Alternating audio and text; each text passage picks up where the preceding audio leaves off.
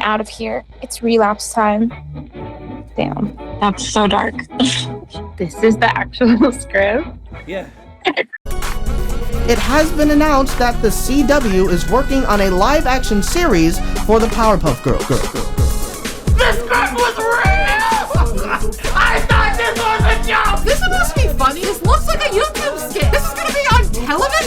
I love the Powerpuff Girls. And to see this monstrosity of a trailer, it hurt my inner child. They're literally wearing costumes that you can get off the Amazon. Flash, wake up or we'll leak your nudes everywhere! Even when you sold away our likeness to that cartoon, which, by the way, totally whitewashed us. Well, why would Bubbles say this? She's white!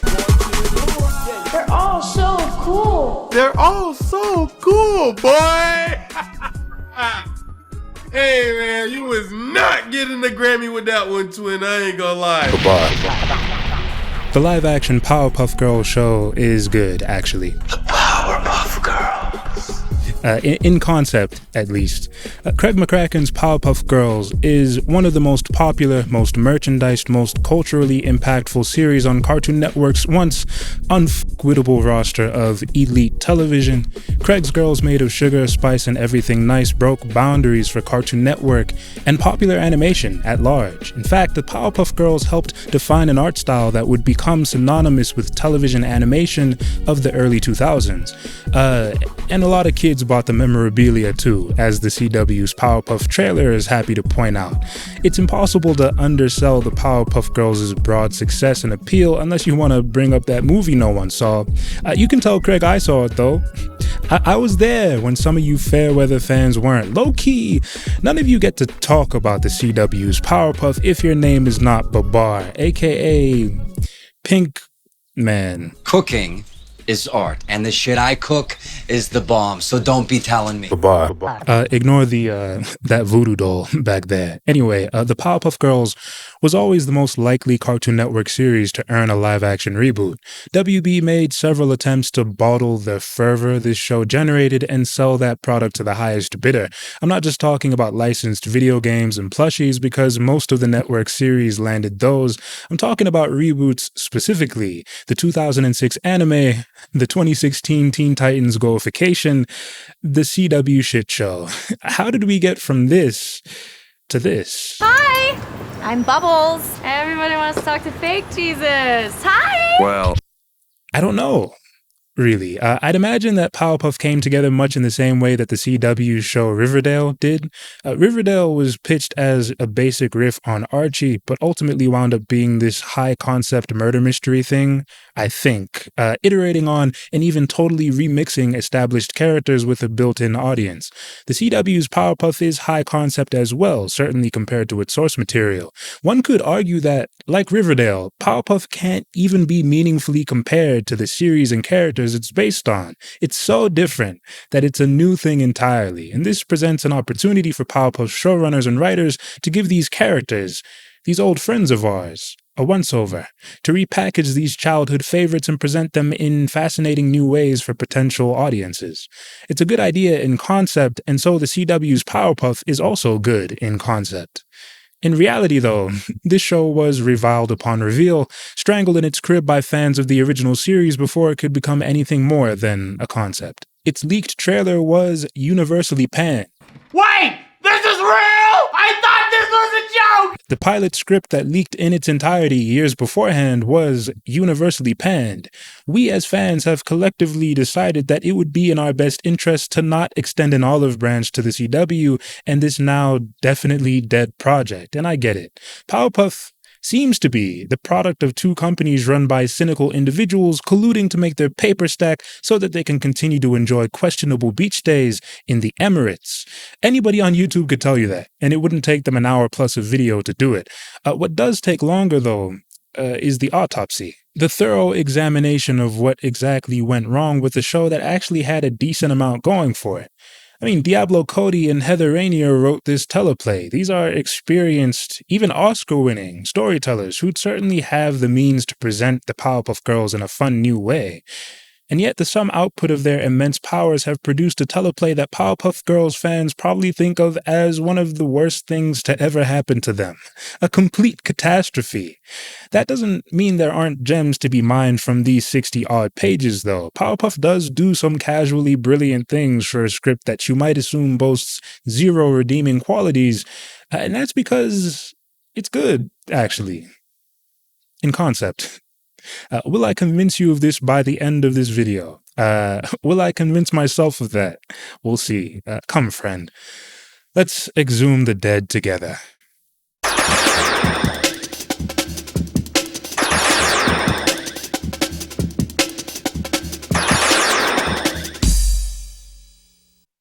Part 1. The assassination of Mojo Mondell by the anxious girl, Blossom. We open on a blue sky filled with cotton candy clouds. The narrator says, "Once upon a time in the early 2000s, there were 3 extraordinary sisters who were destined to save the world. Blossom Utonium, 7, soars up into frame. Blossom can fly, and effortlessly, even in the impractical pink dress she wears." Okay, we're on page 1, but I'm already noticing a few big problems. First, the narrator's opening lines out him as an imposter. The CW's Powerpuff actually makes the sensible choice to recast the OG Tom Kenny in this role. Tom, after all, is the voice of the Powerpuff Girls, serving as the show's narrator, audience self-insert, and color commentator. He bookends every episode of the series, walking us through each story, opining about certain subjects and characters, injecting himself into the narrative when he doesn't need to. Something bugs me about that roach. The Powerpuff Girls' narrator is an eccentric character whose perspective is both subjective and limited. He reacts to new story beats and information in the same way that we would, giving us, the audience, an opportunity to take part in the narrative. In some ways, Tom is our only real companion in Townsville, the one character who sees us. And for those reasons, Tom Kenny's narrator is as iconic a character as Blossom, Bubbles, or Buttercup, one of the most integral threads in the fabric of what makes this cartoon identifiable. Well done, girls!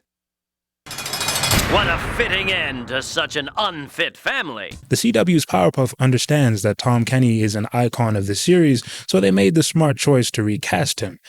But Tom Kenny isn't playing the narrator in Powerpuff. He's just a narrator. We opt to open up the story with him saying "once upon a time," like this is a bedtime story. Why aren't we introducing this episode with a Townsville shout-out like we usually do? The city of Townsville, in all of its glory. It is the setting of this little story. Pause the video if you're interested in reading some of his other lines, but I'm not lying. Powerpuff's narrator is a boring play-by-play guy who infuses this world with none of the personality or subjectivity that the character is known for.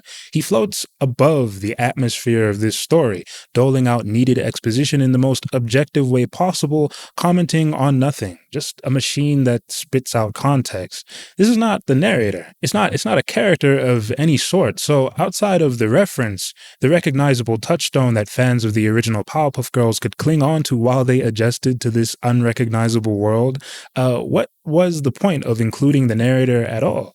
Powerpuff isn't going for the same Adam West Saturday morning villain of the week thing that the original Powerpuff Girls was going for anyway, hence Once Upon a Time. And Powerpuff either doesn't understand or care about why the latter show was doing what it was doing with Tom Kenny, hence Once Upon a Time. So a gesture like this feels pointless, kind of hollow, insincere. And this is what baffles me right from page 1, right? If you were going to mix up the formula anyway, why not be bold and forego narration altogether? Why not take this someplace really interesting and find a new way to deliver exposition?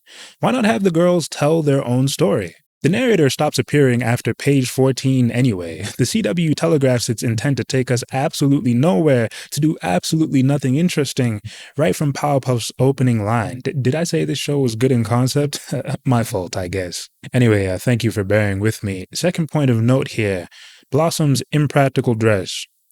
So the girl's choice of outfit isn't a matter of concern in the cartoon, and we never really think about what they're wearing. But it is a matter of concern here. The writers are pointing out that there's something odd about, maybe even wrong with, Blossom's outfit. And there is, Because in the CW's continuity, Professor Utonium created the Powerpuff image for his girls. He put his children in these impractical dresses because they're part of what he envisioned for them as not just superheroes, but a marketable fighting force. The Powerpuff Girls cartoon was a phenomena in real life, but in Powerpuff, that real-life phenomena has now been woven into the fabric of its continuity, and it's all been orchestrated by Professor Utonium. That's truly fascinating stuff, if you can get past the dress line also feeling like a dig at the original show, first of many, by the way. But listen to the way Bubbles talks about the Professor on page 1. I spy a camera crew. We're going to be on TV tonight. Woo! Let's focus on finishing the job and protecting our city. Well, don't forget to smile. Daddy says our image is as important as our efficacy. Bubbles having a newfound fascination with fame might be making you feel like Major Hellstrom, and the girls don't ever call the professor their dad either, but this is still some really interesting stuff.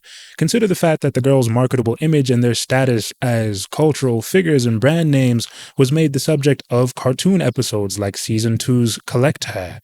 The girls' merchandising potential was always acknowledged in the text of the original series. The main difference between then and now is in the CW's continuity, Professor Utonium licenses all of that stuff because he owns their brand. Proceeds from every Blossom plushie and Buttercup figurine go into his pocket. It's an insidiously cool remix of an idea that the cartoon played with, but never dwelled on. Utonium, the bumbling family man, has been contorted into Utonium, the marketing guru, here to sell you a course about how to grow your online business in 47 steps. And speaking of Utonium, aka the guy who is secretly the main villain of this series, we're gonna be seeing him soon, because the girls are just wrapping up a little mini-quest here on the pilot's opening page, kicking some monster butt before heading home. They're fighting a marauding, three-headed Pegasus monster, specifically. The stage directions read, "We only see it briefly, don't worry," which I assume was directed at the 3D artists who actually had to animate this thing. The girls slay the beast. Bubbles freezes it with her ice breath. She must have hit her head again and thought she was Blossom. Mission accomplished. Everyone claps literally. We cut to Professor Utonium's lab 7 years ago at the moment where he created the Powerpuff Girls. And it's here where we get the nastiest retcon in the show. We learn that Powerpuff's Utonium created superpowered girls out of a sense of grandiosity. The narrator says, Drake didn't just want children, he wanted phenomena. Utonium, Drake Utonium? What? Why Drake? Did they already know they wanted to cast a light-skinned nigga? Powerpuff's Drake Utonium created superpowered girls on purpose, but the original series establishes at the beginning of every episode that Utonium created superpowered girls by accident. It's literally the first bit of information the series gives you no matter what point you started at. It's not possible to miss this detail, especially not if you're adapting the material, which means that the retcon is intentional. It's being done to serve the objectives of the story Diablo, Heather, and company are trying to tell. And one of those objectives seems to be to make Professor Utonium the most unlikable character ever. Powerpuff Girls. He's no longer the charming oaf who earnestly fucked his own experiment up. In this continuity, he's a charmless freak who has weird ulterior motives for making little girls in his basement, which now has to be interrogated because this is no longer a wholesome children's story. You said you created us because you wanted to be a dad. Then why not just make 3 normal little girls? That would have been weird. Remember what I said about the Powerpuff brand being masterminded by the professor? You connect the dots and things start to get spooky. Why else create phenomena if the explicit objective wasn't to sell this phenomena's likeness off to the highest bidder in exchange for millions of dollars, Drake? This is the weirdest, most nasty, get-rich-quick scheme I've ever seen. Mojo, to be confused with Mojo Jojo, is present at the time of the Powerpuff Girls' creation and offers the professor congrats on an experiment well done as they gaze upon their newly created phenomena in awe. Drake and Mojo are longtime lab partners. The CW's Mojo is a human, not a genetically modified ape. He also has a son named Jojo, so you get it. Or you don't. I don't. Why is Mojo a man? At this point, I just strip the show of all Powerpuff Girls references and make Powerpuff an original series under a different name. I think audiences would receive it a lot better than they did. But as it is, this is Dr. Joseph Mondell, otherwise known as Mojo for some reason. If you can accept that this character exists in a new CW curated continuity, it's whatever, I think. The good times keep rolling as we cut back to the present, though, because Professor Drake Utonium is dating Sarah Bellum. Inexplicably. Not a single likable thing about this guy, Drake, but Sarah will try to invent some reasons later on in the script, and it'll suck.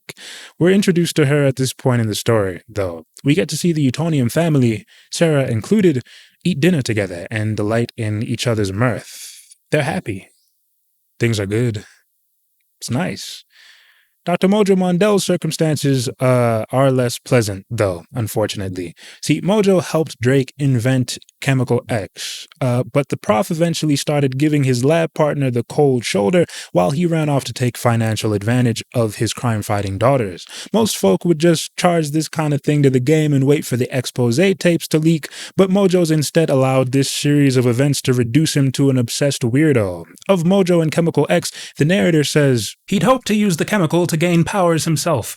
Powers he'd use for good, like Elon Musk, but also for his own personal gain, like Elon Musk.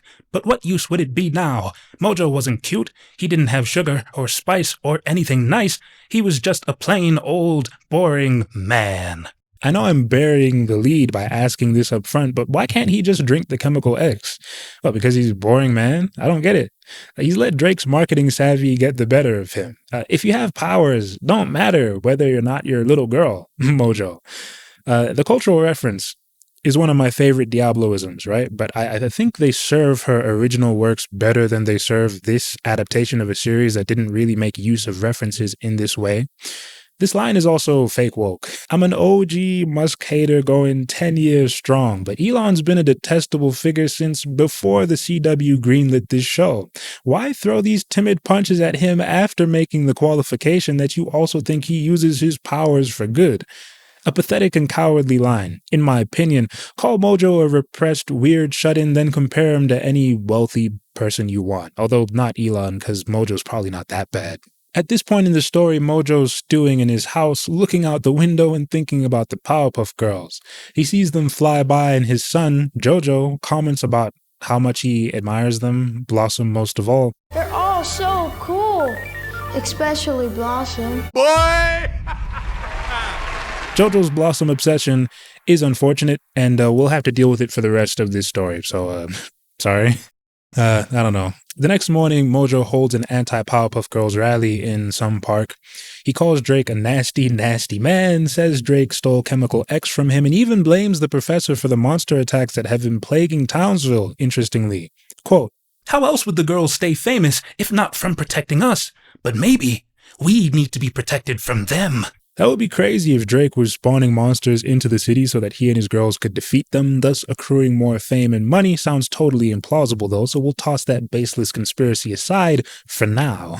Anyway, the Powerpuff Girls are watching Mojo's anti-Drake tirade on the news and are obviously upset, but Drake tries to console them, saying, "He's a sad, bitter man. Don't worry, you're more popular than ever." That's actually all this guru cares about. He's measuring his daughter's worth in Instagram followers and revenue streams. Drake was right. The girls had a national fan club, licensed merch, even their own cartoon. But Mojo wasn't their only enemy. They were about to face an evil far more formidable, a force that's defeated innumerable gifted children. Puberty.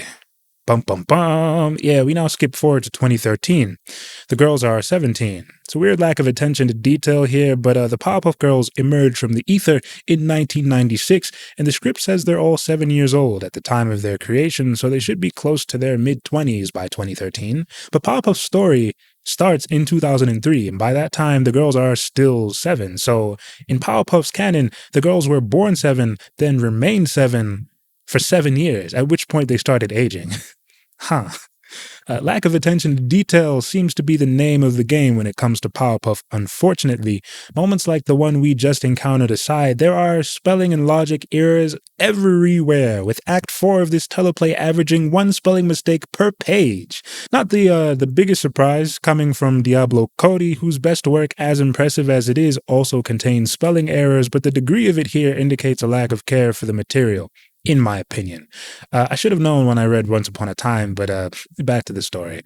The girls at this point are 17. It's a sunny morning in the 2000s, and the mayor of Townsville pings the Powerpuff Girls, presumably to alert them about some dangerous monster that's threatening his city. He used to do that all the time in the cartoon, as he was a supporting character. But Powerpuff's mayor is one cameo removed from not being in the show at all, which, to be fair, does make sense given what we're trying to do here. The teenage Powerpuff Girls are lethargic in the early morning and don't really feel like waking up and fighting crime. A funny little deconstruction of the girls and their futures, because you would imagine that they wouldn't want to be zipping around the city beating up bad guys after middle school. Buttercup groans, saying, "I was up until 3 a.m. texting Rachel. She thinks I'm seeing other girls." Because you are. Yeah, but I had to put in a lot of work to convince her I wasn't. Buttercup, ain't shit in more ways than one, but we established that for the first time here. Bubbles is passed out and hungover, so we're now firmly in YouTube parody territory. These formerly innocent children we once knew are now getting drunk and having sex, and that's the punchline. Isn't this the most common thing to do with characters from kids' cartoons? How's the guy? We fucked a bunch last night, but I'm not sure I like him. Bubbles says she was at the zoo last night getting drunk and abusing animals, cause that's funny. The original series tried to impart the lesson that harming animals was bad, but Powerpuff's writers didn't grow up watching the show, so maybe they didn't get the memo. Regardless, it's time to suit up and fight crime. The stage directions note that Bubbles slips into the same costume she used to wear as a little girl, which I like. It's a reminder that these are still Drake's Powerpuff Girls. They're 17, and that oddball still has them dressing like this. Remember? Impractical pink dresses. Buttercup, being the rebellious girl in the trio, actually starts to interrogate Drake's dress preferences for a second, but Blossom's instinct is to defer to the task at hand. This is also where we get Buttercup's ass ugly line from the infamous trailer. I'm not wearing that dress anymore. It's gender normative and ass ugly. Again, I can't help but feel like this line also doubles as a dig at the cartoon, and if it is, I don't really get the critique. These outfits are gender normative, but I don't think that's totally limiting, necessarily. The Powerpuff Girls is a show that is explicitly concerned with questioning what a girl can be rather than what all girls must be, according to Lisa Hager. It's a show that I'd argue expanded, not limited, possibilities for self-expression in its audience's mind, valid feminist critiques about the rowdier of boys, characters like him, and the presence and positioning of marginalized demographics notwithstanding. Not only is Powerpuff's critique of the dress a bit shallow and unclear, in my opinion, it also feels insincere and hypocritical, and we'll revisit this idea when we get to the script's treatment of Bubbles, so put a pin in that. Bubbles, wait, where are your pigtails? You have to stick to the character Bible. She's not a character, Drake, says Sarah Bellum. Yeah, she's a real girl, Drake, not a dumb cartoon or whatever. You have to stick to the character Bible. This is what this guy has to say to his daughters who are reluctantly heading out to slay today's monster of the week, low-key at his behest. Shout out to Sarah Bellum, by the way. She's the only character in both continuities who's not a total buffoon. But how'd she end up dating Drake Utonia, man? Look at what he's saying about his own kid. Sarah also defends Buttercup's right to leave the house wearing a scowl, and Drake tells Sarah to go fuck herself, essentially. He's like, you know you're not actually a part of this family, right?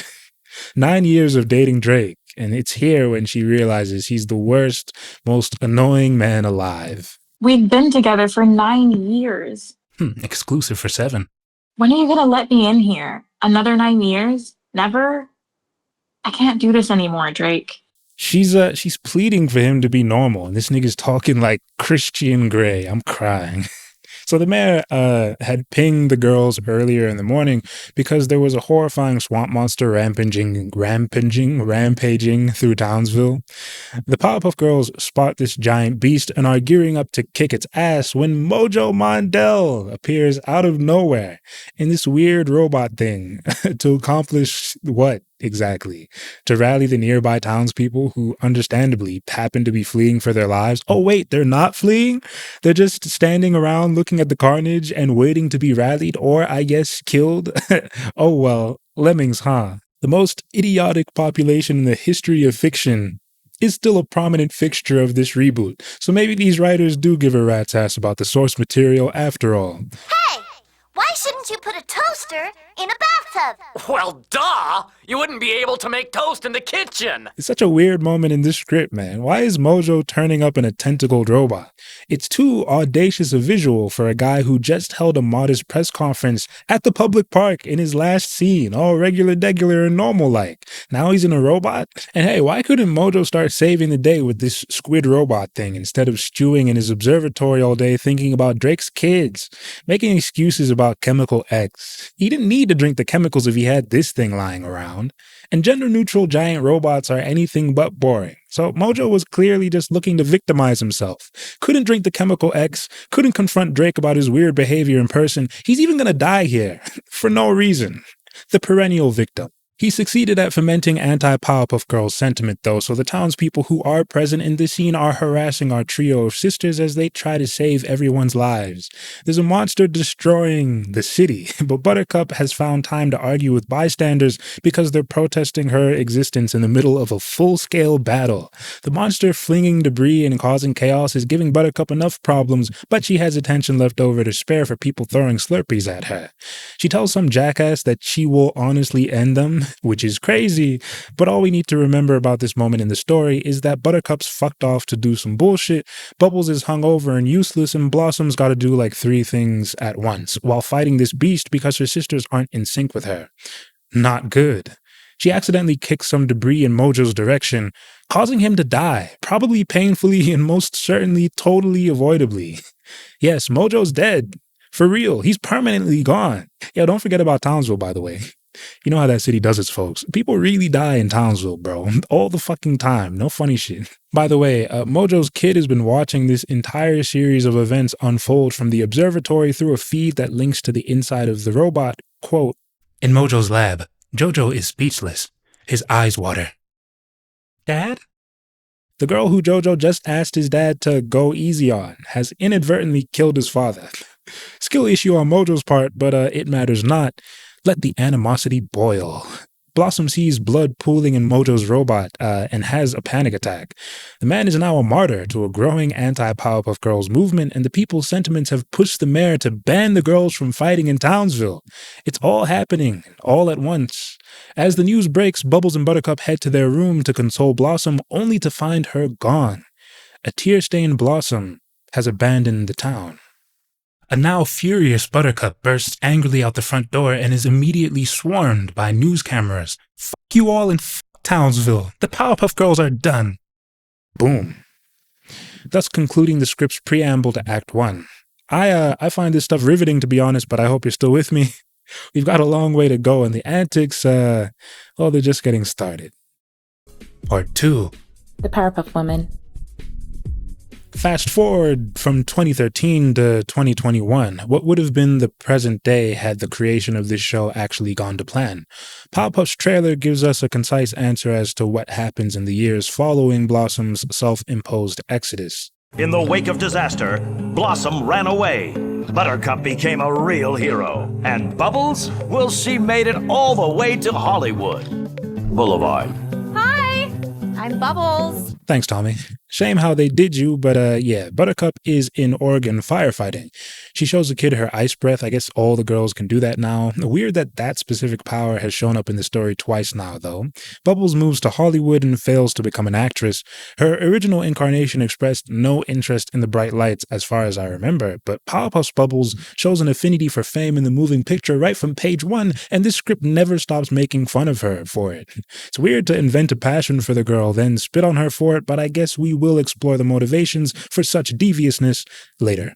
Bubbles is now selling Powerpuff Girls merch out of her car, and it's implied later on that she's low-key a working girl.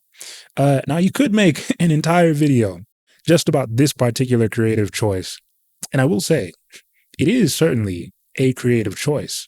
But the worst thing about Powerpuff's Bubbles being a former sex worker is actually this. The only reason that the CW took her character in this direction was so that they could have another reason to belittle her. Alternate title to this video, Bubbles is Powerpuff's most abused character, a video essay. Blossom's at a university stockpiling degrees because she's the Asian woman who overachieves in school, and that's cool, you fool. She's faring the best out of her sisters, who she don't really talk to anymore, because she isn't shit. Got a nice little domestic situation going on. Adorable boyfriend included. He's named Clive. Nothing's really wrong with this guy, to be honest, which will make Blossom's treatment of him in the next few acts feel completely unjustifiable. But remember the phrase, we'll get to it. Thanks for being amazing, Clive. I love you. She does, Clive. She does. Blossom's 25th birthday is tomorrow, but her and her boyfriend are celebrating it today over a cup of joe. They're doing this little morning soiree now because Blossom actually has to head to Townsville tomorrow and reunite with her family for the first time in years.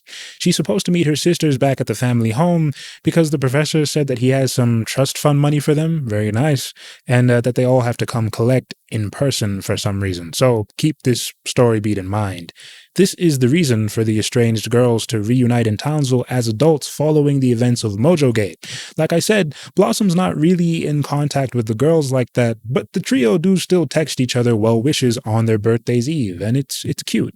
The Powerpuff Girls' sisterhood, that special dynamic they share, forms the backbone of Craig McCracken's series. It's a magical bond that even the CW's questionable quality control can't trod on. Live-action Blossom is taking a Spirit Airlines flight to Townsville, by the way, which, obvious jokes aside, does reveal the extent to which she isn't interested in being a Powerpuff Girl. Everything went wrong, catastrophically wrong, for Blossom, the superhero. Her powers accidentally killed a citizen of the town she was created to protect. In order to escape from this past life, she would have to excommunicate herself from Townsville. But she'd also have to live a normal life. No superpowers. Blossom, the PhD graduate, has an apartment, a life partner, a job. She wants to fly back home, so she cops a plane ticket. It's a second nature to her at this point. It's a really smart detail, in my opinion, slightly undercut by this next scene where we learn that JoJo's grown up to be the mayor of Townsville, which is crazy. Bro, why is he the mayor? How is he the mayor? The people of Townsville aren't that stupid. Regardless, he's up for re-election, and a woman named Elysia Lawrence, she will never come up again in the script, by the way, is gunning for his seat. JoJo agonizes over this with his secretary, Gina, and yes, the script reckons with Gina's womanhood and its relation to her status for some reason. Her and JoJo speak in his office. Elysia Lawrence has no experience. She's impulsive and reactionary. She's exciting. You mean she's not a white man?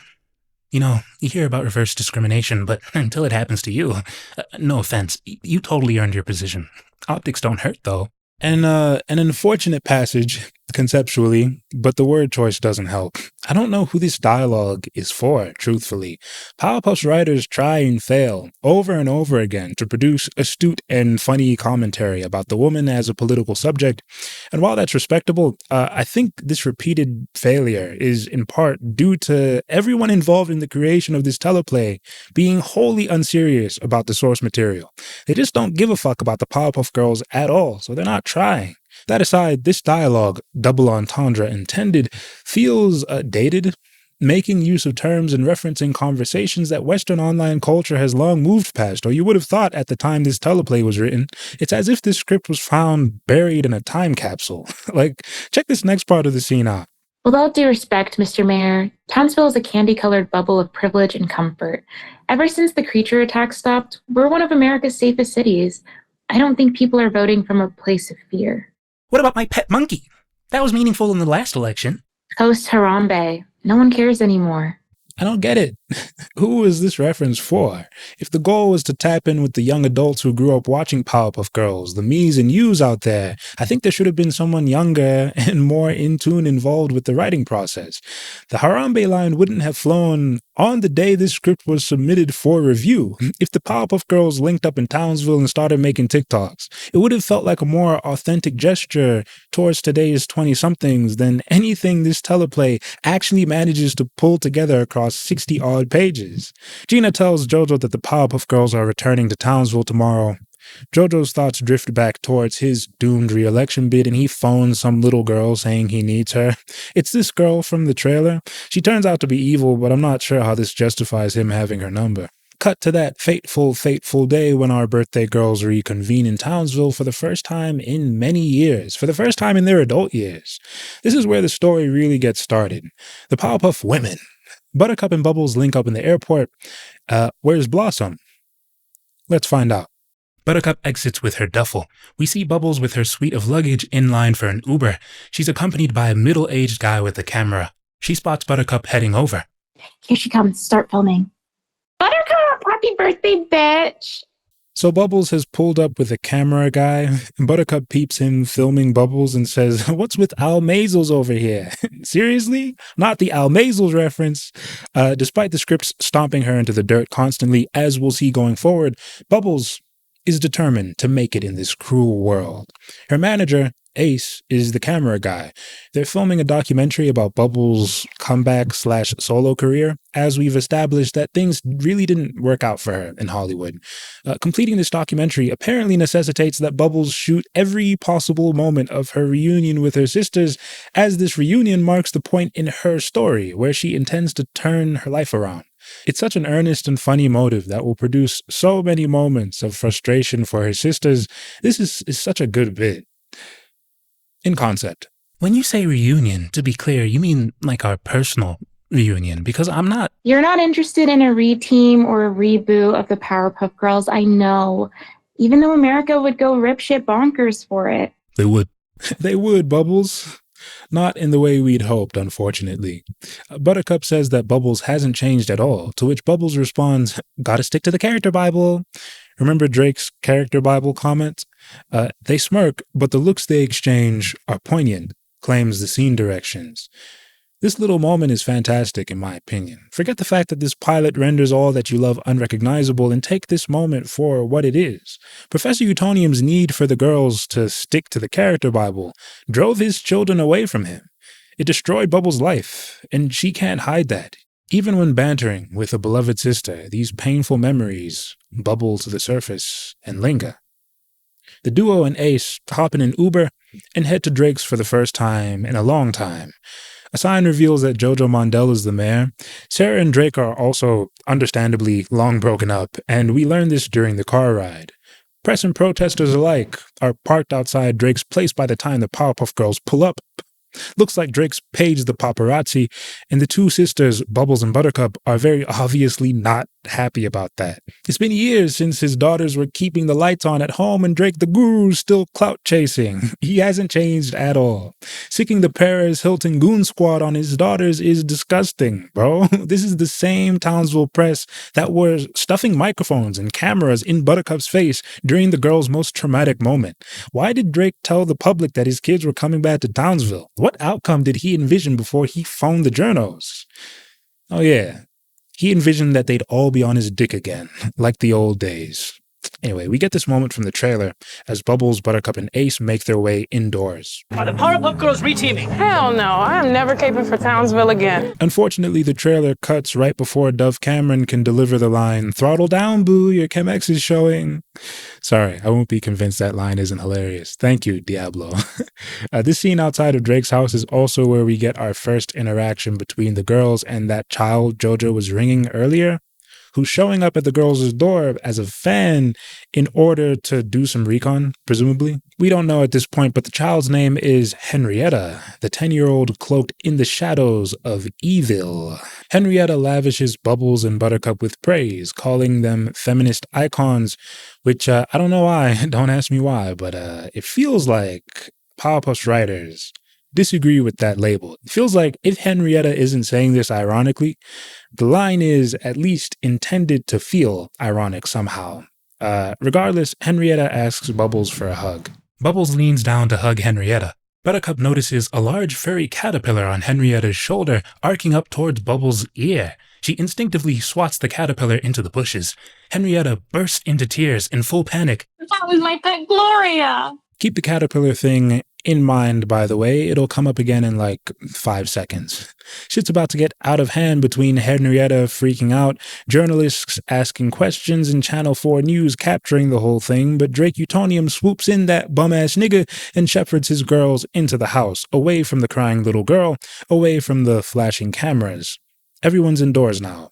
Safe in the safe house. Donald, Faison, I hope you looked guilty in this scene, because this is all your fault, brother. Buttercup asks Drake why he let the whole world know that they were coming back home to Townsville, and that nasty man can't even answer. Smart move, chump. Speaking of smart, though, we've only seen Buttercup and Bubbles so far, right? So, I'll ask a second time then. Where's Blossom? Blossom's fine. I saw on her Insta that she has a boyfriend. I saw on her LinkedIn that she got promoted. And I saw on Facebook that she still talks to Grandpa despite their political differences. Right, Blossom leaves her sisters on red, so they both just have to scroll her socials and make assumptions. Buttercup acknowledges that this Townsville reunion might be triggering for Blossom. She did kill Mojo Mondell just down the block and around the corner from this exact address, after all. Bubbles suggests that Blossom, quote, moveon.org. Incredibly insensitive reaction aside, she's on fire with these one-liners today. She must surely turn it up for the cameras. A lot of Diablo's isms come through the most when Bubbles is speaking, and it's actually pretty fun. I sincerely think this dialogue would be received better if Powerpuff was a period piece set in the late 90s to early 2000s, mapping onto the timeline of the original show's run. See, MoveOn.org is great, but the CW's Powerpuff Girls are 25 post the death of Vine. You can't get away with lines like MoveOn.org anymore. Maybe that's a sign that we're losing cultural recipes. Okay, so where's Blossom actually? Well, drum roll please. She's actually been listening to this whole conversation. She's like in the professor's kitchen, hiding under the cover of darkness, waiting to dramatically reveal herself by spinning around in a swivel chair, I guess. All's well, though. The sisters, all three of them, finally reunite in their childhood home. It's warm. It's nice. It makes me smile. Even Ace, the camera guy, manager guy, puts the lens down to take in this beautiful moment between prodigal family members. Then Drake leans over and tells him, "You getting this? Go fuck yourself, Drake." So the girls are here for their money, and the prof has ulterior motives, as you might imagine. He sits the girls down at the kitchen table to tell them that he believes the darkness may be returning. The 3B's back in Townsville. I didn't want to bring this up yet, but I have reason to believe a darkness may be returning. Like monsters? Blossom begins to hyperventilate. It's a panic attack. I think the city may need the Powerpuff Girls again. Off Blossom, losing consciousness. Loss? Yes, Blossom's anxiety gets to her, and she faints in her chair. Her first night back in her old stomping grounds, and she's cruelly reintroduced to a life that she'd worked so hard to get away from. Oh, Professor Utonium, you in heaven. Forget about it.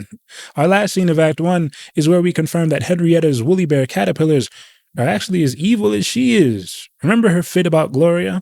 "That's my pet," she said.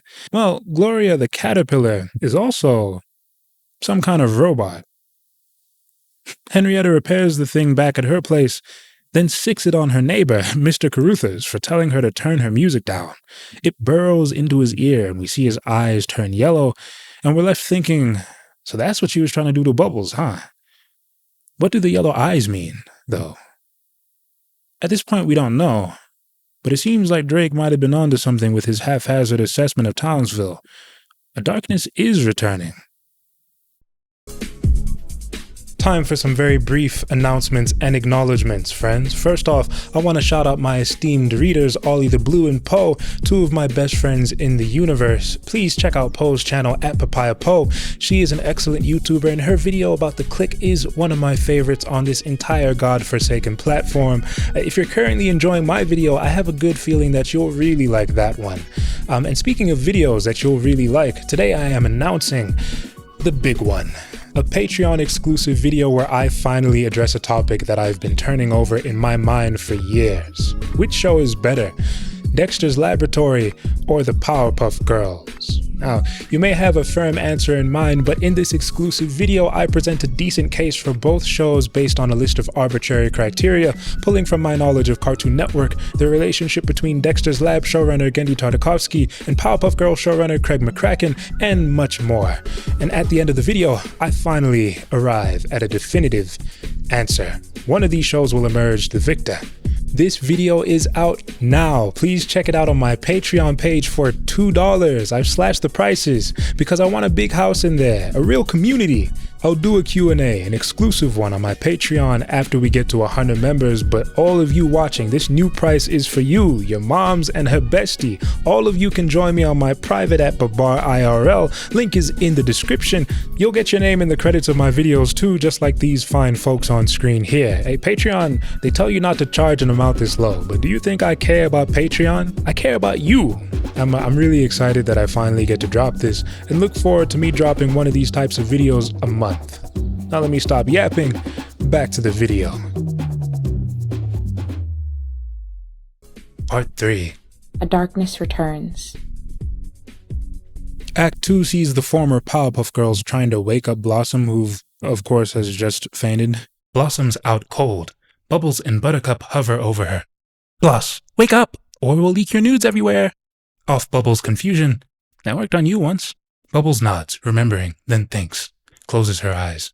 I know it's all fiction, but it's not easy getting used to a world where the Powerpuff Girls are sexual beings, or maybe it's better to say that I just don't like the creative choice. Maybe these girls were just never meant to grow up, man. This is sort of a tangential observation. Listen to Ewan Kirkland's words about the Powerpuff Girls. He writes that their lack of physical maturation, quote, insulates them against the objectification and fetishization that characterizes other women within superhero narratives. The Powerpuff Girls was a subversive addition to the superhero canon at the time for many reasons, and this was one of them. In the CW's attempt to subvert the cartoon, and you might even argue to one-up the cartoon, they've also subverted the subversion. And now we have Buttercup talking about leaking her sister's nudes, a line that would be crazy in any context, but is even crazier in this one. The girls resort to singing Kelly Clarkson's Breakaway to wake Blossom up. That seems to be their song in this universe. The girls will sing it again at the end of this pilot for an emotional payoff. You may remember Juno's use of Anyone Else But You by the Moldy Peaches. Diablo's going for something similar in Powerpuff, but it doesn't really work as well this time because of some really perplexing decisions made by some of these characters. We'll get into it. I've been saying that a lot, but I swear. Anyways, Bubbles and Buttercup's rendition of Breakaway manages to do the trick on Blossom, and she comes to. The girls then head down to Drake's basement laboratory to see what bullshit he's got going on. He's eating a Go-Gurt and dancing to some annoying music. He's also made the girls cocoa. There's a noticeable amount of eating, drinking, or seeking things to eat or drink, mostly drink, across the 5 acts of this script, which is also reminiscent of Juno. These kinds of details serve that movie really well, though. Juno is always eating or drinking something that reminds you of how young she is, of how absurd her situation is. The scene where she and Leia flip through periodicals looking for childless couples who she can give her yet-to-be-born baby to is made so much more poignant because they're also drinking slushies that turn their tongues blue. You read that part of the scene and think, right, Juno should be on a swing set somewhere, or playing rounders, anything but this. In Powerpuff, though, the food and drink is just food and drink, mostly drink, which is fine. A lot of the time it's coffee or something similar, and we associate coffee with conversation, I think, so that makes sense. But reading Juno and Powerpuff side by side does raise a question about how useful these details actually are if they're not, doing anything. Other than enabling conversation between folks who really haven't spoken to one another that much over the last few years. Maybe that's the joke, huh? Anyway, Drake's basement cocoa is a ruse to get the girls to sit down and listen to him wax schizophrenic about a supposed evil laboratory that's siphoning power from a specific area in Townsville. He's digging in local forums and speculating, connecting the dots. Coming to conclusions. One could say he's scrambling and looking to find evil where there is none. He's particularly suspicious about this thread of people complaining about their internet going out and has determined that these outages are all occurring in one specific section of town. An internet outage in a localized area screams evil laboratory to me, folks. Drake might be onto something. Remember all his talk about a darkness may be returning? This is it, as far as he knows. Several years of monitoring Townsville trying to sniff out evidence of evil has turned up a lipstick alley thread, Fairs. The reach of the outage suggests some pretty heavy-duty tech, so I didn't want to get too close undermanned, or should I say, undergirled. You shouldn't. So you want us to go see if there's an evil lab based on a thread from next door about spotty internet? Uh-huh. And you're sure this evidence isn't something you staged in order to drum up a comeback for us? Honey, you think I would lie to you? Yes, you lie all the time. Remember when you let that colossal gopher out during sweeps? That was one time. We were in a ratings hole. Wait a minute. Hold on. Are you picking up what I'm picking up? Because the professor is definitely putting something down. Are you telling me that Mojo was right about Drake manufacturing disasters for his girls to go and clean up? So Mojo wasn't just some paranoid loser? His final moments of outrage may have been misplaced, but you're telling me he was actually sort of right to believe that the Powerpuff Girls had a somewhat causal relationship with the monsters that wreaked havoc upon his city? More than one character references Townsville being a safe haven in the years following Mojogate, by the way. Buttercup does. Ah, yes, the alarm. I'm sure there's no use for it now that the scariest thing in Townsville is Hobby Lobby. Gina describes post-Powerpuff Townsville as a candy-colored bubble of privilege and comfort. Huh. But now that the girls are back, Drake happens to suspect that evil might be returning after what, 7-8 years of peace and quiet? Even if the colossal gopher thing was an isolated incident, and Buttercup's line about Drake lying, quote, all the time, doesn't inspire confidence there, how is that not fucked up? Drake's defending himself, talking about, we were in a ratings hole. Bro, what? I'm starting to entertain the belief that this bald fraud is a terrorist who needs to be shot into the sun, but let's put these notes into our back pockets for now. Let's be civil. Understandably, the girls don't want to waste their short time in Townsville chasing down the professor's leads when they only turned up for cash and a quick hello. But Bubbles folds first, though. Guys, how can you turn down an evil recon mission? Especially when said mish would make a perfect storyline for my documentary. Bubbles is back. Not to be confused with your other film, Bubbles on Her Back. Bubbles is what? Exhibit A. Exhibit A. Misogyny from the queer woman who was worried about gender-normative dresses and compulsory heterosexuality. Oh, brother. And let's be clear. This is misogyny, right? Bubbles' purpose as an alleged whore is to be a punchline, to take everyone's mean jabs on the chin and keep it pushing, despite having to deal with the most unfortunate set of circumstances out of the three girls. It is imperative that we do not take her seriously in any way. The script demands it. It treats her like she did something wrong. But what did Bubbles do? What did she do to deserve that cruel line from her flesh and blood and chemical sister? Buttercup was comfortable enough to say that in front of their dad. So everyone, including her rich father, by the way, knows that Bubbles was struggling in LA and had to maybe have sex for money. And that earned her nothing but cruelty as she tried to return to the place where it all went wrong, seeking to put the pieces of her life back together, determined in spite of everything she'd been through in California. I deeply feel for this woman, and I'm clearly not supposed to because, Ace aside, no one in this story truly does. So Bubbles convinces the girls to go lab hunting. Drake offered to chill with Blossom at the pad while Buttercup and Bubbles headed out, but Blossom took one look at that Go-Gurt-eating freak and said not today. So the sisters plus Ace end up near a bar called the Volcano. Bubbles looks directly at the camera and explains to the audience that the Volcano is owned by the Rowdy Rough Boys. The script spells their name wrong. If you're wondering why Bubbles breaks the fourth wall here to explain this instead of letting the narrator do it, then we're both wondering. I'll remind you that Tom Kenny's narrator stopped showing up shortly after the beginning of Act 1. For some reason, he just never reappears, even when a little cameo would be warranted or helpful to the screenwriters, for example, right here in the story. It's really weird. It makes his objective, charismaless exposition dumps in the first 10 pages of the script feel even more pointless than they already were. Why even have a narrator if he's not going to be the narrator? Bubbles turning to the camera to explain things to us is actually really funny anyway, and I'm surprised that no one involved in the writing process was bold enough to suggest that they just abandon the narrator entirely and have all exposition done this way, to have the girls take the narrative by the scruff of its neck and tell their own story. Instead, Bubbles breaks the fourth wall once here and never again. What? And I'm supposed to believe that this is the revised version of this script?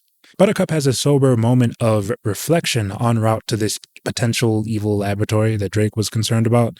She brings up the Powerpuff yesteryears and talks about how frustrating it was to defend herself against misogynistic morons. But she doesn't have to do that anymore, or pretend that she isn't queer just so she can uphold Drake's rigid image of what a Powerpuff Girl was. Separating herself from the brand of the Powerpuff Girls has allowed her to finally live a full life, to be the expansive individual that she always was. Bubba, let me tell you something. When we got outlawed by Townsville for accidentally killing a madman and then unceremoniously dished by Blossom, I was pissed. Blossom shifts in her seat, guilty and annoyed at the dig. But it forced me to reevaluate my life, and I realized how exhausted I was defending myself against misogynistic morons and pretending I was straight for the cameras. It was fun when it was about fighting baddies, but it changed. This moment is fine in a vacuum, a space that I was originally trying to operate in when talking about Powerpuff, but it's hard when you read things like this. Cartoon Network's audience looked up to the Powerpuff Girls. They were aspirational figures for all types of demographics, and they helped kids, young girls included, learn to keep an open mind about themselves and others. But this script feels like it was written by people who learned some cursory information about the Powerpuff Girls relatively recently and assumed it promoted an inflexible kind of girlhood because the protagonists are relatively simple folk who wear boxy-looking dresses. The CW's Powerpuff sees the label Powerpuff as limiting, and all three of the Powerpuff protagonists have dealt with circumstances that made the name Powerpuff a burden for them. And while I like that idea on its own, I don't like or agree with the criticism that the Powerpuff label is limiting in general. I imagine that the fan base the CW is trying to cater to with this series wouldn't appreciate that critique either. The CW's Buttercup prefers not to be a Powerpuff Girl, and part of the reason for that is because she feels that she's freer when she's not attached to that label. If she's not a Powerpuff Girl, she can be who she truly is, a queer woman, and a cheater and a slut-shamer. But this idea is offensive to me. Since when were queer women excluded from being Powerpuff Girls? Being a Powerpuff Girl is about making the world a better place than it was yesterday. It's not about your identity or preferences. I didn't grow up wanting to be a rowdy rough boy because I was also a boy. I wanted to be a Powerpuff Girl. And being a Powerpuff Girl isn't about getting your way or having the best stuff or being popular or powerful. It's about using your own unique abilities to help people and the world we all live in. But I feel like this pilot was written by folks who don't get that, who think the term Powerpuff has to be unpacked and interrogated. And maybe it does. But let the people who actually hold the cartoon dear do that, you know? Well, at the very least, I think you gotta land the critique successfully. But anyway, Bubbles isn't paying attention to whatever Buttercup is waffling about. She instead turns to ask Blossom if she could sweet-talk JoJo into doing an interview for her and Ace's documentary, Bubbles is Back, because for some reason, Bubbles is totally incapable of showing sympathy towards Blossom regarding the whole mojo murder sitch. Maybe she's seen crazier shit go down in the streets of LA, I don't know. Bloss, maybe you can ask for me? I bet he's still obsessed with you. She says things like this so that the audience will feel better about the script degrading her for her California gigolo days on some it's okay because she's dumb type shit. I bet he's still obsessed with you. Why would Bubbles even be halfway interested in bagging a JoJo interview when she's expressed no interest in him up to this point? What, so we could get the following lines? He was never obsessed with me. Yes, he was. No, he wasn't. And I bet he still is. But in like an angry, kinky hate boner kind of way. These girls are sisters, man. They show remarkably little consideration for one another sometimes. It's weird. Even if we ignore the source material, which is deeply concerned with sisterhood and showing up for your sisters, being accountable in front of your sisters, putting the collective sisterhood above yourself, the individual. I can acknowledge that Powerpuff is trying to, or maybe gestures towards the idea of examining sisterhood in its own way. An ideal version of Powerpuff would interrogate what it means to be a sister, and that would be fascinating, even meaningful. Instead, the girls fail to show up for each other in a number of different ways, and nobody learns anything from that failure simply because it's funnier that way. It's all part of some gag, and so none of this has to amount to anything more than JoJo's kinky hate boner. That's the best kind of boner. The girls and Ace enter the volcano, and meet Butch, one of the Rowdy Rough boys. He offers everyone a hug, save for Bubbles, who asks for one. Last time I saw you, you broke off our engagement and told me you pawned the ring for drugs. Was that you? If you're worried about this getting any worse, don't. These two will be making out in the corner somewhere in 5. Butch finesses the girls a round of shots, and Blossom catches Buttercup eyeing some girl across the bar named Macy. Won't be the last we see of her. Aren't we here to investigate? I'm here to pick up bi-curious townies. You're here to avoid Drake. Bubbles is here to investigate, but she forgot Butch hates her. Luckily, we're dealing with another hate boner, so alcohol helps. Why do you know so much about hate boners? Life is one big hate boner. A barrage of unfortunate lines, and Buttercup's bit about bi-curious townies is gonna start feeling gross in a couple acts, but whatever. We're almost owed a nice moment of interplay and reminiscing here between the girls as they sit at a table and toss back their free shots, but instead they immediately start talking about the professor having sex with Cerebellum. A potentially cathartic moment instantly robbed of its catharsis for the sake of prioritizing nonsense. The story of this teleplay. I can't believe they used to have sex. Can you imagine Drake? I bet he's so mechanical. And weirdly precise. I bet he's generous. Blossom and Buttercup throw napkins/trash at Bubbles. No! What the fuck? Not okay. All the sisters crack up. No, they don't. No, they don't crack up. I'm getting tired of this, man. This is an irredeemable sequence of dialogue. The worst this script gets, only I'm somehow just kidding. I originally wrote a paragraph about this series of lines, about what this very funny sex joke is attempting to reveal about our main characters, Bubbles especially, but no, I don't actually want to talk about this, I've realized. Vacuums, I get it, but these characters delivering this dialogue it's too much. Icky stuff, the absolute worst side of this script, and a moment that makes you realize that Powerpuff doesn't need to be compared to the original cartoon to make its near fixation on sex sickening. It's wholly capable of sickening you all on its own. Anyway, let's relay the ongoing events. As we've established, the girls have been taking shots. Everyone's tipsy. Butch is feeling Bubbles again despite her showing a clear pattern of not giving a fuck about him. Bubbles asks Butch about the bar's nearby storage closet, thinking that it could be the site of this evil lab the girls were supposed to be looking for. Remember that evil lab, by the way? It definitely, obviously, is not an evil lab, but we're going to get some comedy out of this, so I guess it's whatever. Blossom gets an SMS from her boyfriend, Clive. Hey, remember him? At the other end of the bar, Blossom waits for a drink, watching a Bitmoji from Clive. Call me, love you. Wow, Clive, man. Yeah, Blossom's currently sitting on a stool, doing nothing and interacting with no one, but she decides she doesn't have time to step out for a few seconds and give this poor sap a ring. She puts that phone away somewhere where she won't have to see it again because she's clearly not fucking with the boy, just in time for Mr. Carruthers, Henrietta's neighbor, to show up and start hitting on her. If you remember, Henrietta sicked her worms on this unfortunate soul about an hour ago, and his eyes started glowing all yellow-like. Now he's at the bar acting weird around some young women, but I'm sure it's just the worms talking, huh? Carruthers is aggressively trying to get Blossom a drink, and Blossom is too busy trying to suss out that weird yellow glint in his eye to respond. Buttercup notices this interaction and intervenes, but Carruthers puts hands on her, even though he knows they're the Powerpuff Girls. Like, the Powerpuff Girls, bro. Why are you doing that? Male audacity kills the cat as Buttercup sends this chump flying out of the bar. He's lucky that he has his fucking life intact. By the way, this whole time, Bubbles has been making out with Butch, inching her way towards the supply closet so that she can confirm that it is, in fact, just a supply closet and not an evil lab, before Butch realizes he's being taken advantage of and kicks the girls out. The tension in this scene builds pretty well, actually, and the payoff is solid, in my opinion. The writers do a good job of focusing on Bubbles and Butch, then Carruthers and Blossom, then on Buttercup's intervention. Yeah, it's basic stuff, but still, there's a nice parallel between the tension of Bubbles inching closer and closer to the supply closet, to the answers she seeks, and Blossom and Buttercup's escalating interaction with a possessed Carruthers. And the girls get kicked out right in time for the big argument TM. Now that the commotion has shifted from the volcano and into the streets of Townsville, what are the girls starting to butt heads about?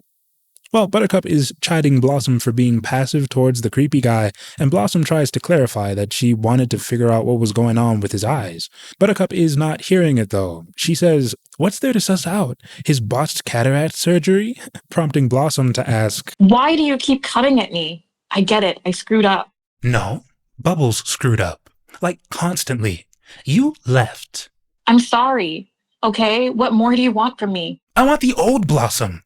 Buttercup becomes emotional. Bubbles nods to Ace to film. You used to boss us around and have a perspective and care. You were our leader. And now you're this weak, closed off, mopey loser. You know what I think? I think I'm the only one here that actually grew up. And neither of you can handle it. Because you're still beating up people in bars like you did when you were 15. And Bubbles is wearing knee socks on Hollywood Boulevard.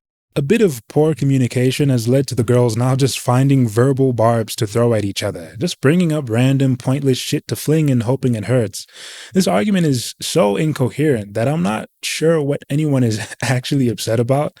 Buttercup seems to have repressed feelings of abandonment from when Blossom bailed on the family all those years ago, but outside of the line about being ditched, the one from the car scene, outside of that line, Buttercup's not brought this up, and it certainly doesn't seem like she has hard feelings about it at the bar. Plus, Blossom leaving Townsville wasn't the issue. She had every right to leave when she did. Her not communicating with her sisters was the problem. Her choosing to turn away from the sisterhood was the problem. And how does any of this follow the girls being kicked out of the bar? This argument feels so disconnected from the events we just witnessed. If this parking lot scene were to logically follow the prior scene with Caruthers, there wouldn't be an argument because Blossom would just explain the eye thing.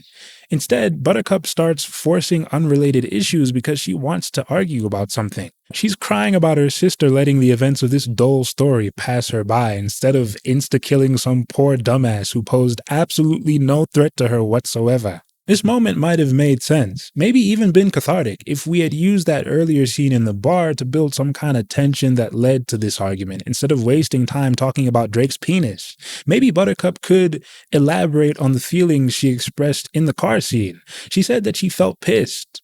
I mean, Blossom wasn't even going to join her sisters for this bonding time masquerading as an investigation, right? She was going to stay home with their pervert dad. Maybe Buttercup jeers her about this, and Blossom gets upset and leaves the bar to call her boyfriend for consolation. Bubbles calls out Buttercup for her hypocrisy, maybe making the flawed argument that Buttercup can't get mad at Blossom abandoning the sisterhood when Buttercup insists on shedding her identity as a Powerpuff Girl completely, also in effect abandoning the sisterhood. Blossom can be upset with Bubbles for not being sympathetic towards her feelings about Mojo, and Bubbles can be upset that her own sisters take her for a joke, punching down on her constantly because they see her as less than them. Shit, this line suggests Blossom thinks her sister was dotting up and down Hollywood Boulevard just because she was immature. That's stupid. These sisters have valid reasons to be angry with one another in this moment. The bar scene could absolutely build towards a compelling parking lot conflict between girls, setting us up for a story about three women learning how to rebuild their sisterhood, learning about what a sisterhood even is at this point in their lives. But these characters haven't been handled with any care or even interest, or even a sense that they're going to be present for an episode 2. So we get an argument that feels like it was inserted at this point in the narrative because that's sort of maybe what needs to happen now, I guess. Yeah, sure. Now would be a good time for some shoot-in interpersonal conflict. We can check that box. Ultimately, we get an unearned argument that starts for no real reason over some shit that feels like it comes out of nowhere, and we conclude the scene with a whimper, dissolving the tension in a nonsensical way as Blossom figures out something related to the investigation we all forgot about, pointing the girls in another dumb direction. So we walk away from this scene having accomplished absolutely nothing, feeling more confused than anything. Anyway, remember Henrietta, the robot caterpillar girl? She's watching this shit show unfold from a nearby building. There actually is an evil lab in the vicinity causing the internet to go out, and it's hers. JoJo's here too, going over the plan with the girl. The Powerpuff Girls collect their trust fund in 12 hours. That's how long you have to put 3 of these little bugs in their brain so that I can control their minds, make them throw a school bus of kids into a river. And save the day, cementing your re-election. I know the playbook, Joj, and I love it, aside of the saving the kids part. But I just sent my boy Caruthers on a mission, and it was no bueno. Reveal Caruthers on Henrietta's couch, looking beat up. The mission was to try to get a bug in Blossom's ear, but instead we started a fight with Buttercup. Didn't we? I need to do more testing. You have 12 hours, or I make you eat every single one of these bugs, turn you into the FBI, and you become the youngest person to ever be executed in America. Got it? Henrietta's speechless, but clearly gets the message. Jojo heads for the door, tripping on a pair of shoes. He fears he looks stupid. He does, so he calls out angrily behind. 12 hours! My fault, yo, my fault. Thus concluded Act 2.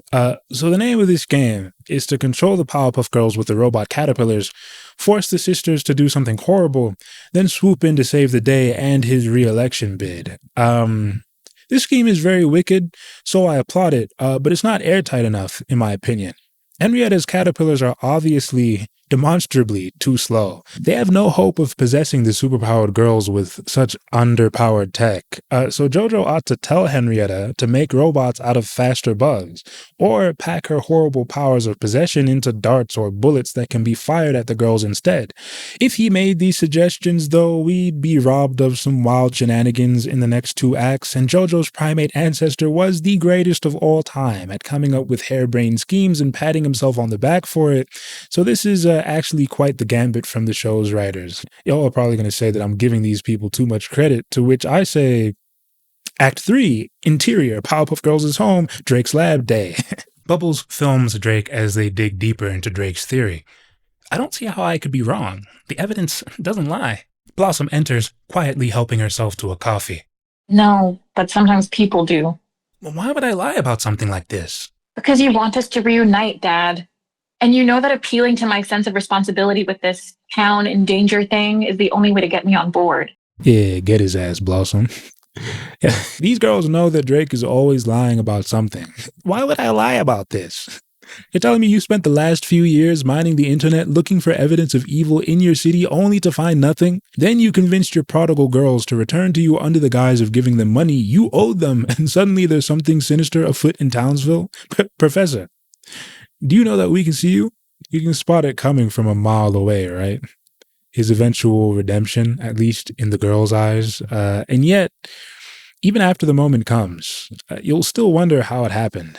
How he got away with all of this. Bubbles tells Drake about Blossom's bar encounter with Caruthers that poor neighbor Henrietta possessed. Bubbles says Mr. Yellow Eyes Caruthers had, quote, Scorpio energy.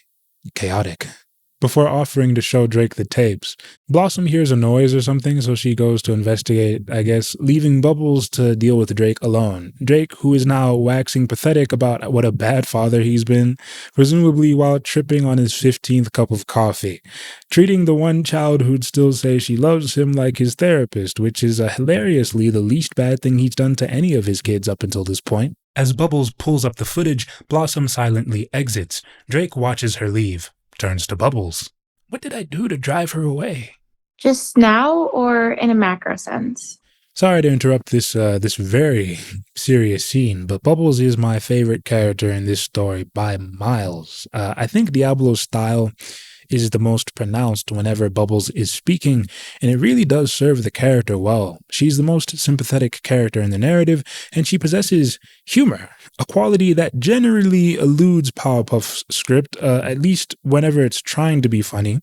Bubbles is actually even funnier when she's not leaning into Powerpuff's edgier tendencies, which feels miraculous to say given the material we're reading. I'd honestly have positioned her as Powerpuff's main character. Unlike this episode's other protagonists, it's so easy to feel for her. And I think it's no coincidence that Dove Cameron, the actor who would have played Bubbles, publicly stood behind this show in a way that none of her co-stars did, even after the negative reception to the script leak. Shouts out to Dove Cameron, by the way. You and me both know your character had the most potential. Bubbles, not a day goes by that I don't regret my greatest failure. Japan is a tough market to crack. I'm not talking about the brand. I mean my mistakes as a father. Look, we loved being Powerpuff Girls, but sometimes we wanted to be other things too. Like in Dirty Dancing, Baby wanted to join the Peace Corps, but she also wanted to be a fancy slut. And her dad didn't get it. Jerry Orbach was doing his best to understand. Some tough dialogue to swallow, but That aside, I'm supposed to believe the guy who yesterday was asking Ace, "You getting this?" while his daughters shared an intimate moment is now expressing regret for running his place like the Hype House? Okay, man. Bubbles using a Dirty Dancing reference to articulate her complicated feelings about superhero-dom is almost amusing, but it doesn't compute the same when it's not an original Diablo Cody production. Again, another potentially emotionally resonant moment squandered for a joke that needed workshopping. Anyway, remember that noise Blossom heard earlier? The one that made her run off. It's actually Buttercup and that girl, Macy, from the Volcano Bar. I mentioned her in passing when the girls were investigating that bar last night. She didn't have any lines or anything, but yeah, her and Buttercup are having sex. Blossom barges in on the two as they're wrapping up. Oh God, I'm sorry. It's fine. We're done, right? I'd say 6 times is enough. I just don't get it. I know we've already acknowledged that the focus on these characters engaging in and discussing sexual activities approaches YouTube parody level shite, but my goodness, it's hard to overstate how off-putting some of this stuff is. And that's before Drake enters the room. Bubbles and Drake enter on Blossom's heels. Guys, no. It's fine. I'm not remotely ashamed. I'm just getting my life, people. And tonight, I finally get access to my trust and I never have to come back to Clownsville again. What about me? You should come with me. 3-acre farm and chickens. U-Haul. Why are you acting like being here is torture? I didn't raise you like this. Exactly. You raised us to be a franchise, not a family. We don't know how to be together without a shot list and suggested dialogue. But remember how much fun we had when the cameras were off? Drake went from soberly acknowledging his failures as a father in front of one daughter to asking another daughter why she can't stand being around him within a span of 3 minutes. Why are you acting like being back together's torture? Buttercup has just put a townie through the mattress 25 seconds ago, and this is the conversation you bring to her? When you're a kid, the stakes are supposed to be low. A kid should be worried about losing their lunch money or being picked last in PE. A kid shouldn't be worried about cat burglars or giant lizards or accidentally farting on TRL. Carson handled that well. There was always something scary around the corner. It wasn't normal, and we never had space to process it. We're trying to grasp at something real here, and I can appreciate the attempt, but this also feels like bullshit. The girls' primary conflict with their father is that he made them into involuntary influencers, pretty much, which is traumatizing, sure, but Blossom... Aren't we forgetting something far more important? The mojo-sized elephant in the room? Why is her primary issue with Drake not that his insistence on making his girls into superheroes led to Mojo dying by her hand? Not to mention the large segment of Townsvilleites that ostracized the girls and cast them as murderers. That is the entire reason she abandoned the only home she ever knew in the first place. We've forgotten all about that so that she can talk about farting on TRL, although that was surely also traumatizing. Powerpuff here is making a confused and half-hearted approach to exploring its most important conflict, which is unfortunate. And in what is quickly becoming a staple for this pilot, the conversation is robbed of its tension as we get this moment from the trailer. You said you created us because you wanted to be a dad. Then why not just make 3 normal little girls? That would have been weird. The OG professor really was just trying to make a perfect little girl in his basement, but it wasn't weird because we were simply establishing the context for a fun and kick-ass children's cartoon. Now that it's live action and on the CW, we have to acknowledge that it's weird, even though it wasn't and isn't. Drake made superpowered girls on purpose so that he could build an empire, but we're calling Professor Utonium weird because he wanted to be a loving dad and found a way to be one while sidestepping the complicated politics of adoption. Okay. Hey Drake, isn't being a bad father kind of weird? Professor Utonium wouldn't know anything about that though. Anyway, this scene ends with Macy saying that she's off to do acro yoga, so I don't know why I was taking any of this seriously.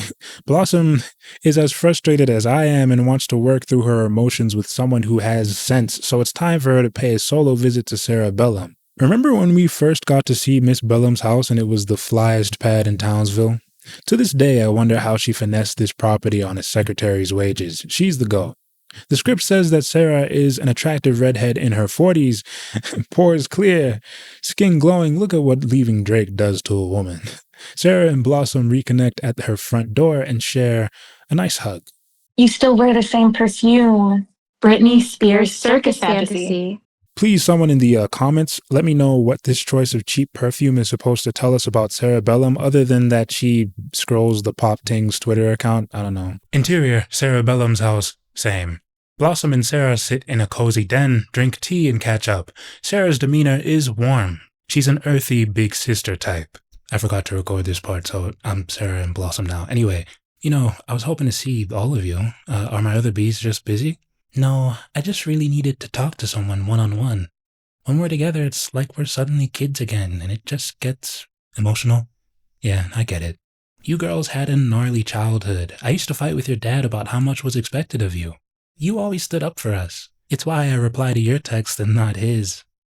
Blossom allegedly loves Sarah and still responds to her texts, but would have made no attempt to see this woman during her brief stay in Townsville were she not so exasperated by her family. Am I wrong? She's here because she wants to talk to someone with a functioning brain, and that certainly won't be her boyfriend, so Blossom's arrived at Sarah by process of elimination, almost. Our show's main character, by the way. Powerpuff sometimes feels like it's all about Blossom, but she isn't very compelling and she doesn't feel for anyone in her life that deeply. It feels like the pilot's in on it too, as it isn't particularly interested in exploring her inner life, not her desires and not her traumas insofar as the show can even remember what they are.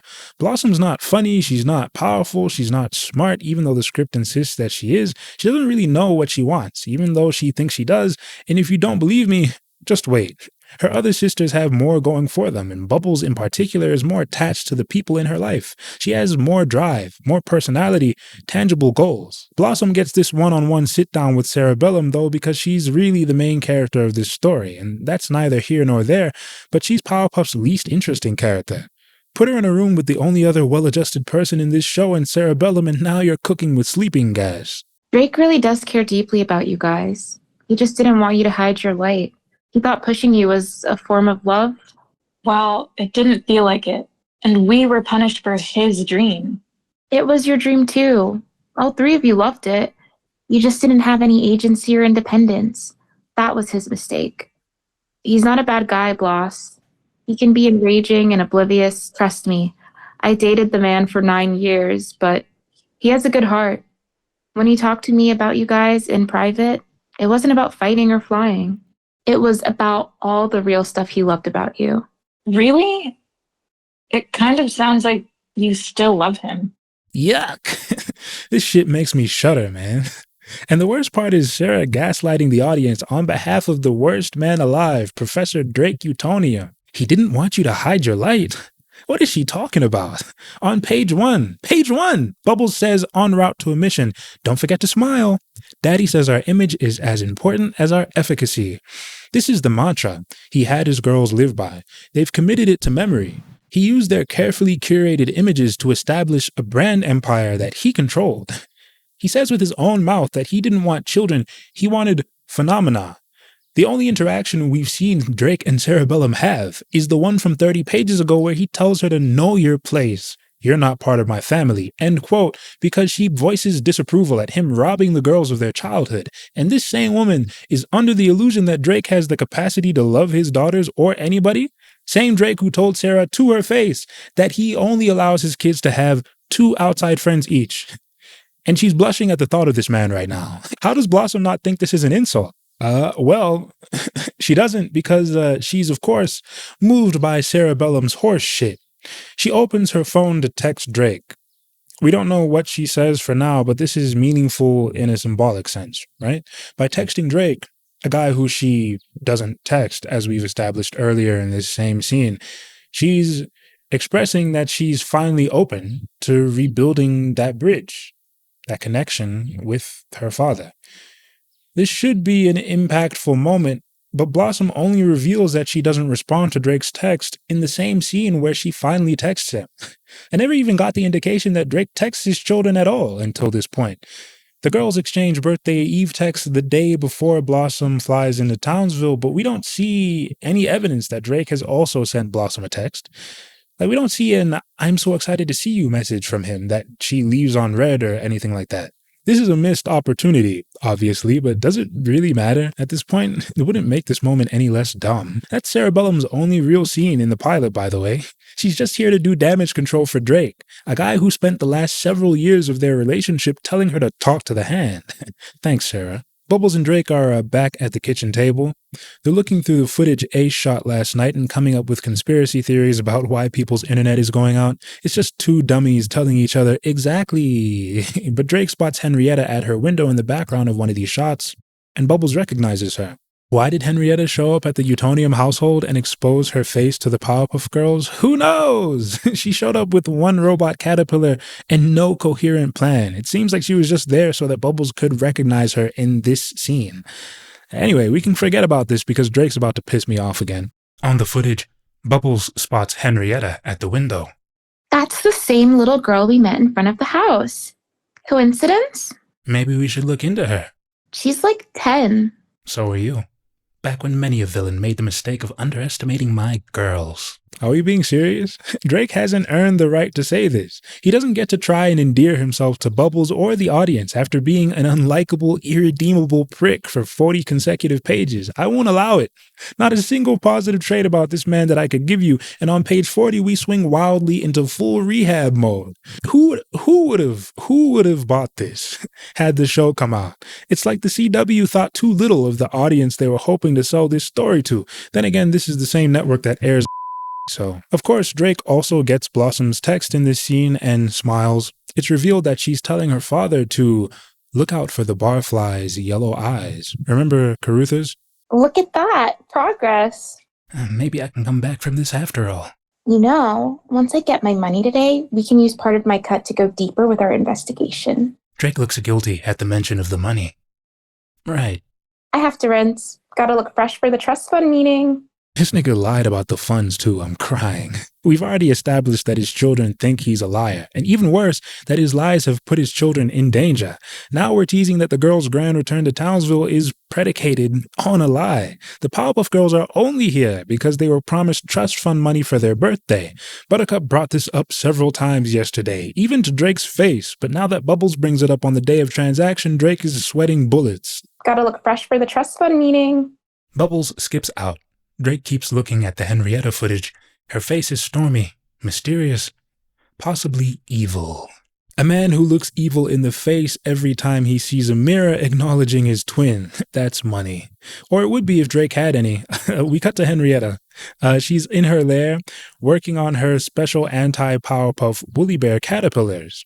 Jojo's looking over her shoulder and being annoying. He says, "Time's up, Henny." Too many of Powerpuff's characters have nicknames for my taste, but I like this one because it's purposefully demeaning and revealing. It gives us an indication of how Jojo sees Henrietta and people. Without Henrietta's unique abilities, he has no grand scheme. He has no path to re-election, and yet she's still a child who isn't worth respecting. Henrietta pulls out a box and opens the lid, revealing 3 special woolly bears, one blue, one pink, one green. These are designed specifically to target them and intercept their minds. Blue for Yeah, got it. Jojo snatches the bugs from Henrietta, opens the window, and lets the woolly bears crawl out. Jojo doesn't even respect her enough to listen to her preamble in this crucial moment. Henrietta doesn't protest Jojo's idiocy, even though she's almost got as much skin in this game as he does.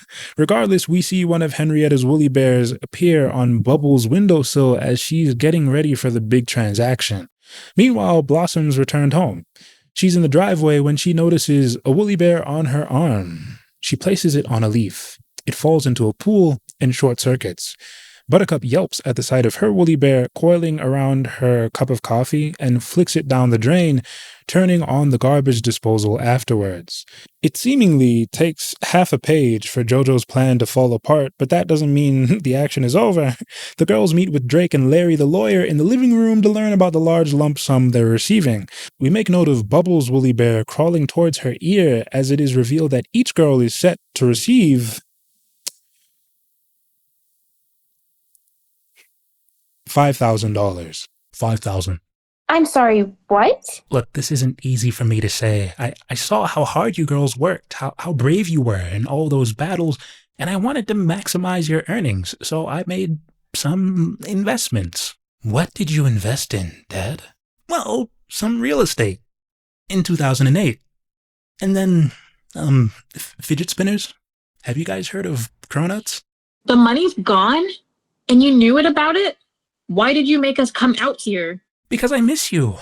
And I love you. How is he supposed to come back from this? He's so distant from his girls that he couldn't possibly have convinced them to come see him on some I missed you and loved you shit. He needed to promise reparations up front. And when the time came for him to deliver the one promise he'd had to make them in the last few years, he turned his pockets inside out and shrugged.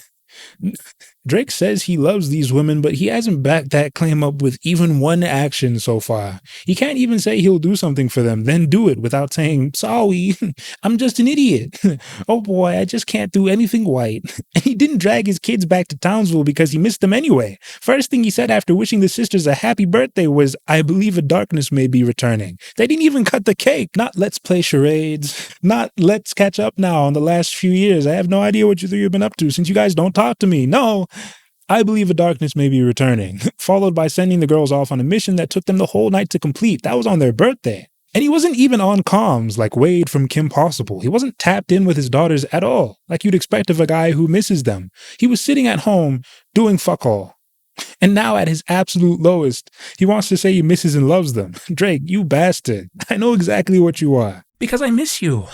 And I love you. So the evil lab thing was a lie? No, I truly believe disaster is imminent.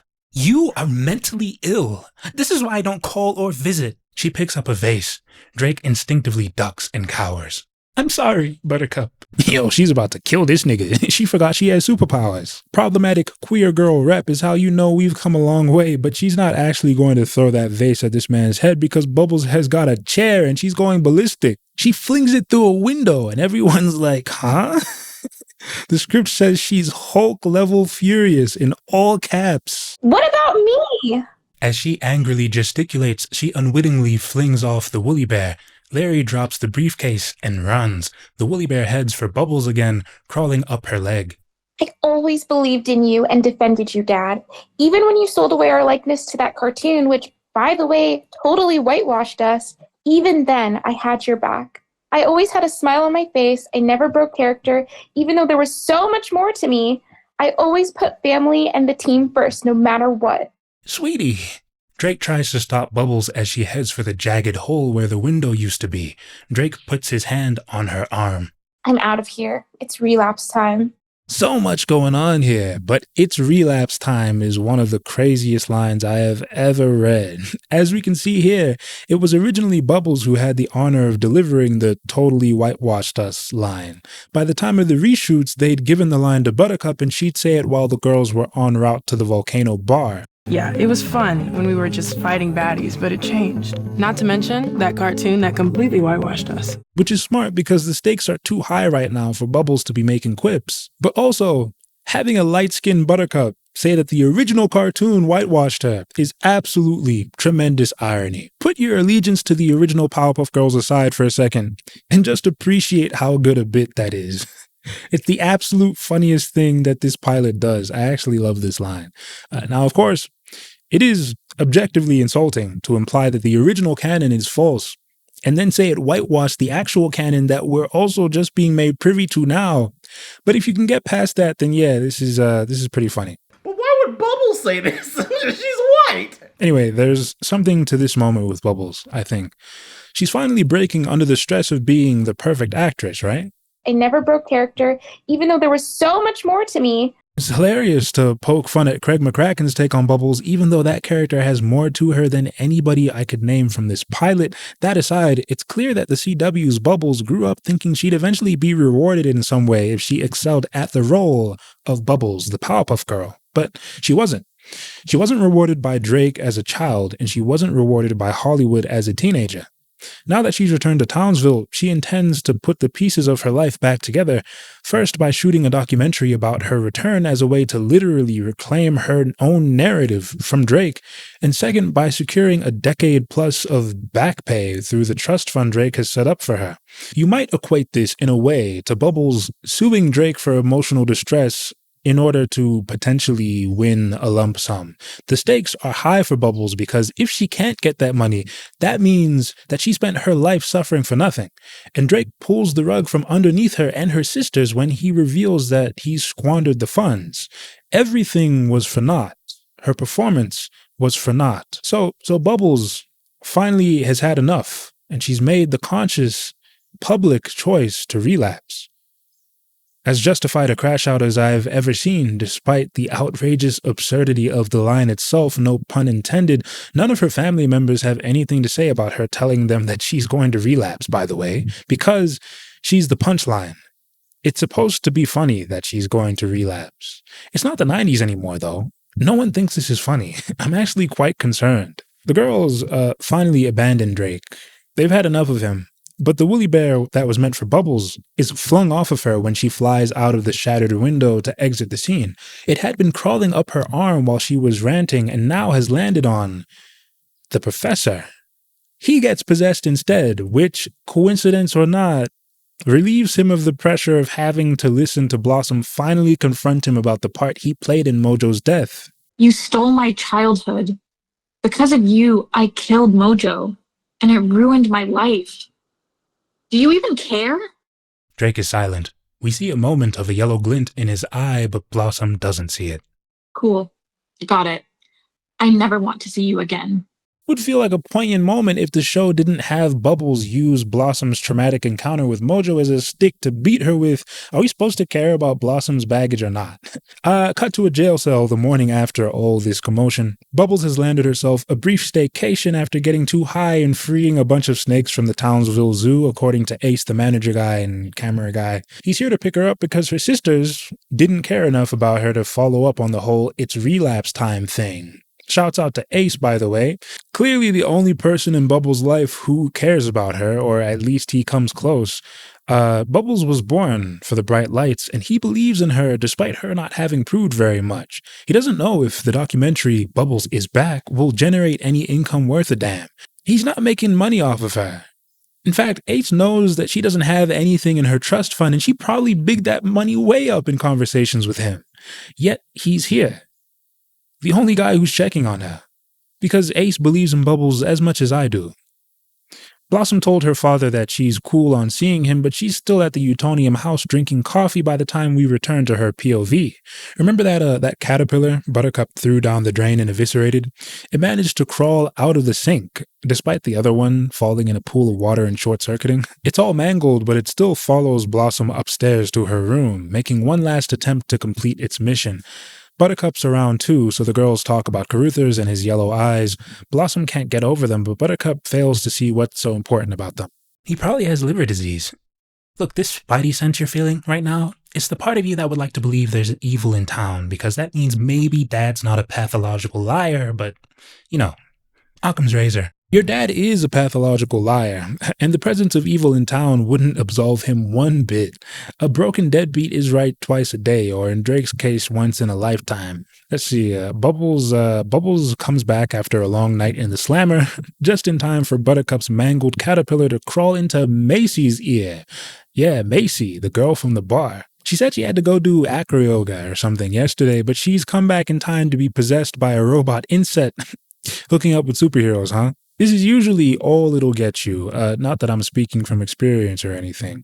Anyway, not sure why Macy's here in time to be possessed in the first place. She presumably rents a place somewhere, so did she go back to her house, leave to do her errand, then come back to Drake's pad afterwards? Who is this woman? Does she have a job? She taking leave days to hook up with Buttercup at her parents' house? Hey. Anyway, the woolly bear that was meant for Buttercup possesses Macy instead. Macy starts beating everybody up, and we get this action scene that you can read on the screen here if you're interested. But all you need to know is that the bug dislodges itself from Macy's ear in all the commotion, and the Powerpuff Girls, quote, stare at the green woolly bear in awe. So here's where the girls learn that there are caterpillars going about town possessing people. Speaking of woolly bears, where's Drake? He was supposed to be in the last act, but no one's accounted for him today. Nothing less than he deserves, but keep that in mind. Blossom takes this bug down to the professor's lab to analyze it. This is an AI chipset. The furry hairs on the outside are actually nanofibers intended to latch onto something. I'm guessing a brain? How do you know all that?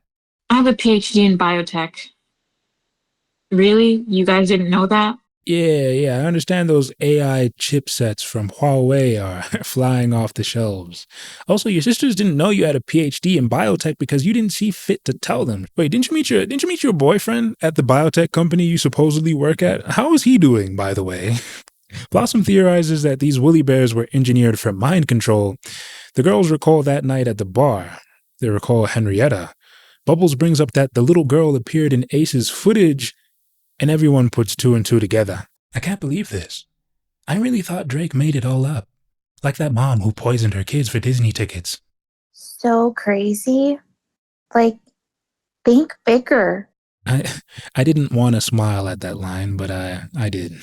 I won't apologize for it.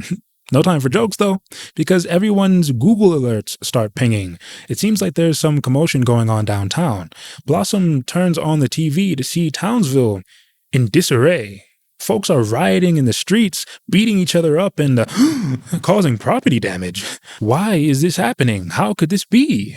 I think we can guess which crew of bastards are responsible for instigating this chaos, but the script nudges us in the right direction by cutting to Jojo and Henrietta in the mayor's office. Interior, mayor's office, continuous. The TV is on. Jojo looks in the mirror, deciding between two ties, red or blue. Henrietta opens the window, surrounded by her woolly bear creations. Just so we're clear, now we're going to loose woolly bears onto Townsville, let them crawl into people's brains, then turn their aggro meter up to 10. Exactly. We needed a new plan after your idiot worms incepted the wrong Utonium. Then, after havoc ensues, I'll blame the entire thing on Drake. He'll confess via Woolly Bear that he's drunk with power, blah blah blah. I arrest him, save the day, and Townsville re-elects me mayor. I don't know why JoJo's turned into fucking Curly Bear. My fault. A fun bonus. Drake rots in prison and maybe I get to console Blossom. Ew. Content aside, this section of dialogue is so poorly written. Bad word choice, grammatical errors, confusing sentence structure, although that's a funny criticism coming from me. If we were grading these acts like an elementary school language arts exercise, Act 4 finishes bottom of the class by a healthy distance. I'll spare it the mistake counter, but just going by how many petty grade school level errors you'll stumble over while trying to read this thing, Powerpuff's fourth act is borderline embarrassing. If screenwriting was a real job, these writers would surely receive a reprimand for not being detail-oriented enough. And this is a revision. Money was exchanged between the time this was written and shelved, right? Again, petty errors themselves aren't an issue. Juno, an Oscar-winning screenplay and fairly touching story, is riddled with them, at least in the version that I read. But it truly feels like the writers didn't care about this material, and money changed hands anyway. Maybe that was the point. You know, whatever happened, money was going to change hands anyway. Or maybe I'm being too cynical. I'll at least appreciate one aspect of this dialogue sequence. I do like that the villain's plan has gone awry. I like that Jojo and Henrietta have to shift gears and start thinking on the fly, even if this shift is purely as a result of their own stupidity. Jojo's efforts are making for a uniquely American re-election bid, though, so his adult life almost works as a commentary of some kind, though probably not in any intentional way. Anyway, the girls are still watching a catastrophe unfold on the TV. Jojo is holding an emergency press conference. Citizens under the control of these malicious robots are being forced to act violently toward each other with no end in sight. I'm sad to say that I believe my late father was right. This appears to be the work of Professor Drake Utonium. What? On TV, news footage of Drake on a rooftop screaming, "Burn Townsville! All must pay!" If you're looking for it, you can see his yellow eyes. Someone's setting him up. He needs us. Now. Off Blossom, overwhelmed and terrified by this call to duty. How does innocent Mayor Jojo know people are being controlled by robots specifically? And why aren't the Powerpuff Girls asking themselves this question? Either way, I respect Jojo's commitment to the dark side. He's condemned his entire town so that he can warm the seat of power for another couple years. Why? No reason. It's not like he needs money. He's the son of a martyred celebrity scientist and grew up in a giant observatory. You don't think anti-Powerpuff protesters were dumping money into GoFundMes for this guy after his father committed seppuku? It's not like he's particularly hungry for power either. If he truly was, he'd be turning Henrietta's possessed victims into a ruthless militarized force and taking power by any means necessary. That's what the real Mojo Jojo would do. He wouldn't be crossing his fingers hoping that he'd win a mayoral race. Jojo just seems to be wasting everyone's time and hurting people because he's just got too much money to know what to do with. And to be fair, that tracks, but I don't think that's what they were going for when they wrote him. Part 4. Mondell, mayhem. The Powerpuff Girls head into town to see what's going on and hopefully save their father figure. We get this scene from the trailer. Oh my god, they're all possessed. This is exactly like the gathering of the Juggalos. You've been? Oh yeah, I'm down with the clown. Okay. How much overlap is there between Powerpuff Girls fans and Insane Clown Posse fans, do you think? Possibly a whole lot. I don't know. The girls keep taking it in. People are fighting, shouting, and destroying property. Fire hydrants have been opened, and there's water all over the streets. Nearby, Henrietta, unnoticed by the Powerpuff Girls, strolls through the insanity she's helped create. She spots the girls and picks up her phone, ducking into an alley. Interior alley day. Okay, they're here. You might want to make that arrest. Crosscut phone call. Interior mayor's office day. Jojo is on the phone, exhilarated. All 3 of them? Even Blossom? Yep. You'll get to see them kick and scream as their dad gets hauled off to jail, just like you put on your vision board, which you should never show anyone, by the way. The gold Lambo is cringe. It's not the only thing that's cringe. I don't actually have much to say about any of the content here, but isn't it interesting that the first version of this script was drafted in late 2020? At the time, we were partaking in worldwide protests over the state-sanctioned executions of George Floyd, Breonna Taylor, and so many more. Repressed black youth were derided by the Western press for destroying property. They cast frustrated, marginalized youth as bad guys for the crime of making middle America clutch their pearls, and not 3 months later, out-of-touch Hollywood writers pitch a climax for the Powerpuff Girls that involves possessed citizens rioting in the streets and a black main character screaming that the city must pay. Is everyone following? Now, the script doesn't cast these rioters as bad guys explicitly, but they are a possessed population, which is more insulting in some ways.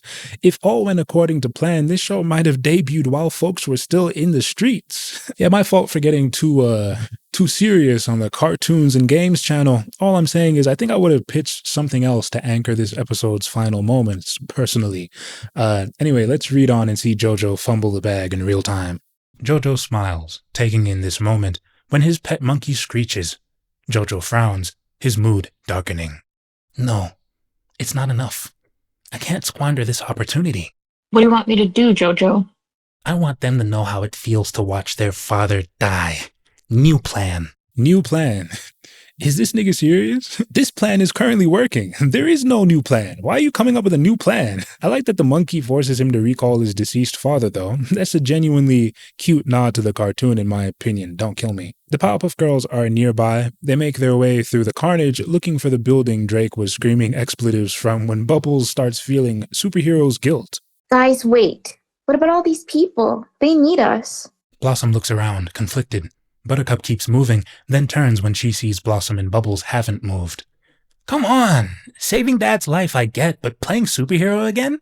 You can't play superhero when you actually have superpowers. They could fly super fast and pick every robot out of every rioter's ear, but they can't because Blossom's on Ativan and Buttercup doesn't wanna. These are the same normos that kicked us out of here a decade ago. Why would we help them? I don't know, you can sleep with them, you tell me. To be honest, I get being deeply frustrated with the population of Townsville. Lord knows they make them dumb and fickle down there. But Buttercup's talking like a Hogwarts student.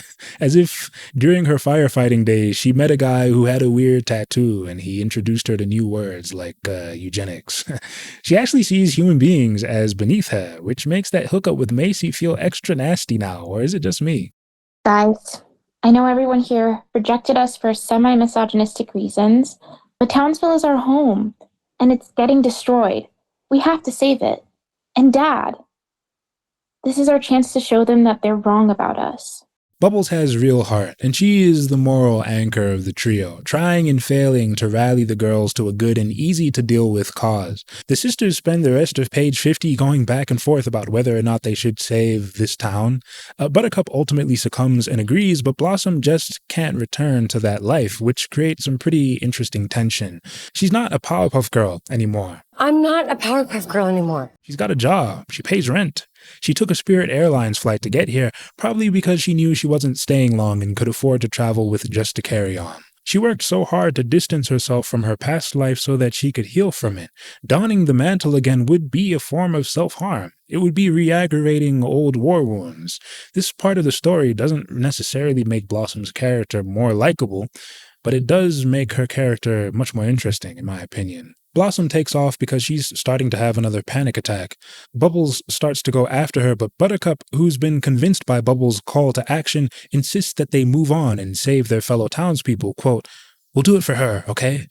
It's what she wants, even if she can't say it. She was always our conscience."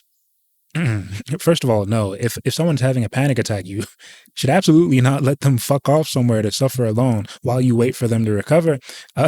But on a positive note, I do love that Buttercup speaks for Blossom at this moment. She would know exactly what Blossom would want because they share a sisterhood. Buttercup saying that she'll save Townsville for her sister is the defining moment of this episode as far as her character is concerned. By doing something on Blossom's behalf, something that Blossom isn't capable of doing herself, she is making a conscious choice to return to the sisterhood so many years after abandoning it. It's another moment that would have been great if there were more thought put into how we'd actually get Buttercup from point A to point B instead of springing this dialogue on us 2 pages after she has her moment of realization. That realization being, sure, I'll save our town, why not? Chaos is fun anyway. Buttercup and Blossom spot Drake losing his mind on top of a building. They could fly over there and snatch him up, but that would ruin JoJo's plans, so I guess that's why they don't do it. The girls turn their attention to the rioters of Townsville instead. They need to figure out how to drive the woolly bears out of everyone's head at once without killing people. Right. Yeah, exactly. Bubbles comes up with a plan. This would ordinarily be Blossom's domain, but, outstanding circumstances and all that. Bubbles looks around. Her eyes land on a spa with an advertisement for laser hair removal. Her eyes light up. Electrolysis. I know you don't get the all-natural thing, but now's not the time. Bubbles flies to a telephone pole and rips a wire out of the pole, exposing its frayed end. Buttercup smiles, getting it. Oh, sick. We're gonna fry him?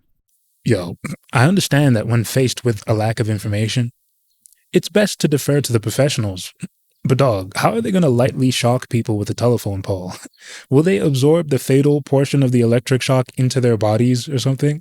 Also, Bubbles, you can generate electricity. You don't need a telephone pole to do it. I don't know. I just feel like this plan isn't very safe. If that pole is carrying power lines, they're going to turn their neighbors into fish sticks. Bubbles is about to throw the rioting population of Townsville into the deep fryer. Meanwhile, Blossom's crying in an alley or something. She visualizes her inner child, which is something her therapist advised her to do and her boyfriend reminded her to do several acts ago during their morning soiree, coffee, birthday celebration thing. Blossom's inner child appears at a few moments during this story. She appears at the volcano, for example.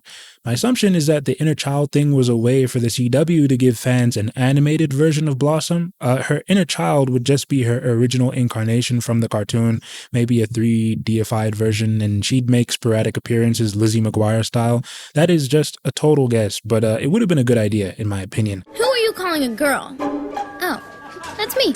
Anyway, young Blossom consoles adult Blossom and tries to get her head back in the game. Why are you hiding? I can't do this. I just want a normal life. I can't be the hero they want me to be. So be the hero you want to be. Do it on your terms. You don't have to wear a dress. You don't have to take daddy's notes about being less bossy. And you don't have to spend the rest of your life blaming yourself for mojo. You just have to be true to yourself. Be the person you would have been if no one was telling you what to do. Blossom just talked herself out of having anxiety. That is a display of mental majesty if I have ever seen one. She's made years of work with her therapist redundant in a couple months. Who knew exposure therapy would have been the key to cracking her mental case? Well, maybe this proves that she actually really is a superhero. On some level, Blossom took that Spirit Airlines flight to her old stomping grounds in order to face her fears, right? We can literally trace everything she hated about her life back to Townsville, and yet she's here, psyching herself into rejoining her sisters and fighting the good fight. She'd always run away from her problems, either literally or figuratively, but her trip back home has taught her to stop running. That is the main hurdle she's had to jump before she could properly reassume the mantle of commander and leader of the Powerpuff Girls. Now, of course, I'm in pain, suffering from the whiplash that comes from trying to understand how Blossom's dealt with this lifelong battle so suddenly. Like Powerpuff's other cathartic moments, I'm just sitting here wondering, where did this come from? But it's hard not to feel happy for the girl right now. This is her moment. So, where are Bubbles and Buttercup now? Oh, they're luring rioters into the flooding streets and dunking a giant telephone pole in the water afterwards. Wow. Buttercup and Bubbles hold the telephone pole above the crowd. Just touch it to the water and the shock will spread. They lower the pole gingerly. A jolt of electricity surges through the teeming mass standing in the flooded streets. People are knocked out. Then, suddenly... Okay, I'm Bubbles. Look! Woolly bears are crawling and jumping out of people's ears. Bubbles and Buttercup are stoked. Hey, Buttercup, I know how to save the man in a bathtub. Let's throw in a toaster. To be fair, this is the most Powerpuff Girls moment in the pilot. Raw, authentic, vintage Powerpuff Girls, as a matter of fact.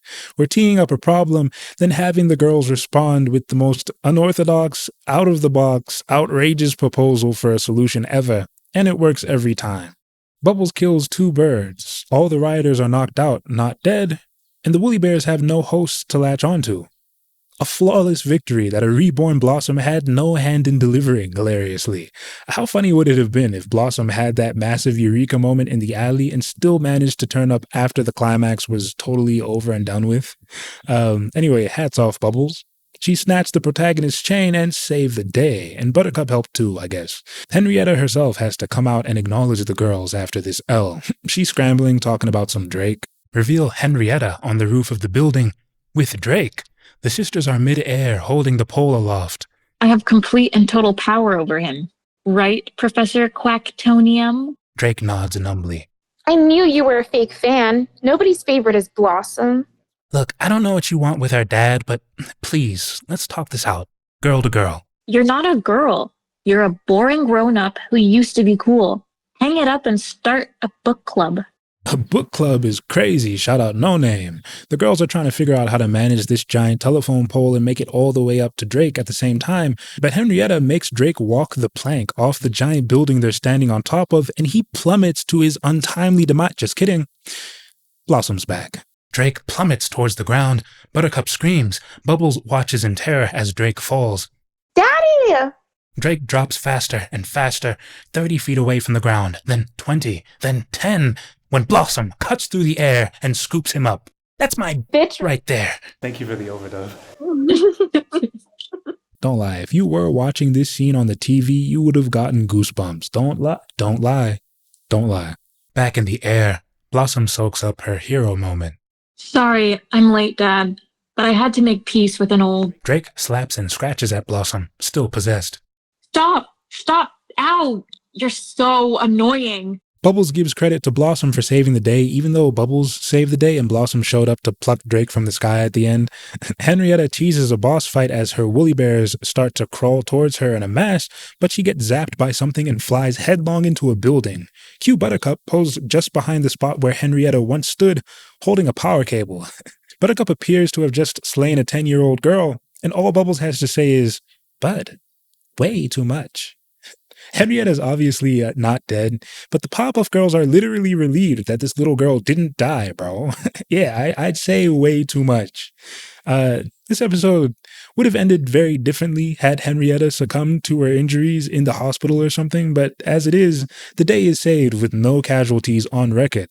A miracle, to be honest. A newscaster reports that the Powerpuff Girls are beloved again in Townsville.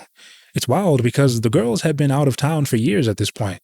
The Powerpuff Girls would have been an urban legend or near-forgotten childhood memory to a whole generation of townspeople, but they're folk heroes once again. Bubbles wanted this. She was supposed to be the shallowest of her sisters, playing to the cameras from page one and converting her family's lives into content through Ace, but she was the only one of the trio who still cared about this town, despite what it had taken away from her. She showed Grace how it's done every step of the way, unless she was talking to Blossom for some reason. She convinced her sisters to do the honorable thing every step of the way, and dealt with smears to her name and disrespect from the only people she could trust every step of the way. And now look. Her loved ones get to reap the rewards. She won't get thanks for it, but we all know who really runs this dog and pony show. Alternate title to this video, Bubbles, A Woman Redeemed, : a video essay. Part 5. To stay or to go?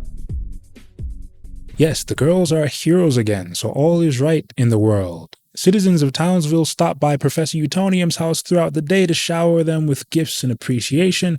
A newscaster on the TV claims that the town is pleading for the girls to return permanently, but the sisters have yet to comment. Keep this line and this impending choice in mind as they govern the last couple minutes of this screenplay.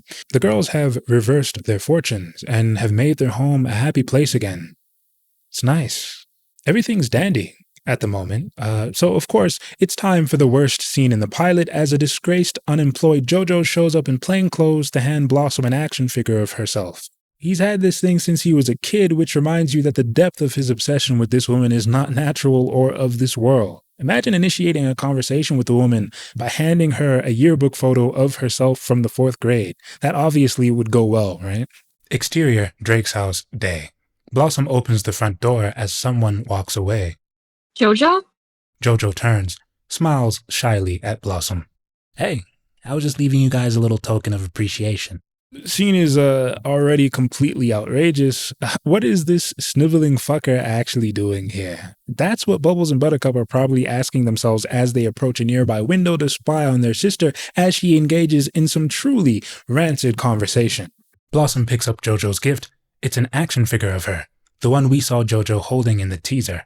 Wow, where'd you get this? I actually bought it behind my dad's back when I was a kid. I had to hide it under the bed like porn. Not because I did anything creepy with it, just because he hated you. Oh my god, this is brutal. No, yeah, I got that. I remember.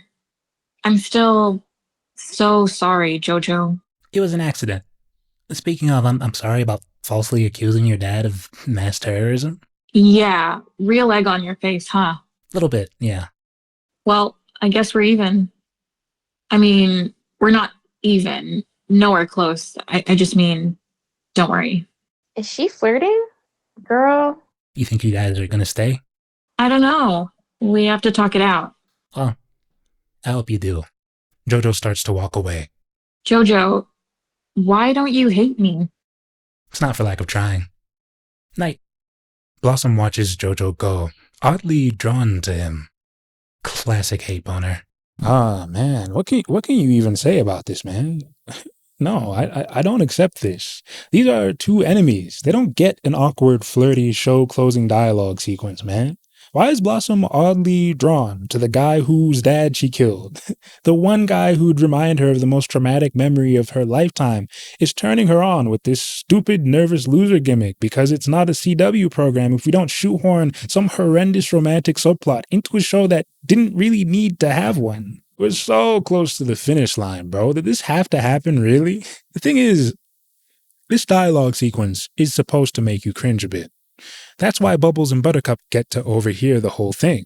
They get to cringe in solidarity with us. But the cringy part is that this conversation is happening at all, that anyone thought it would be a good idea to tease romantic tension between the biggest dweeb in Townsville and the only person in the show who's in a committed relationship and allegedly far too smart to be fooled by the likes of this locker-dwelling pervert.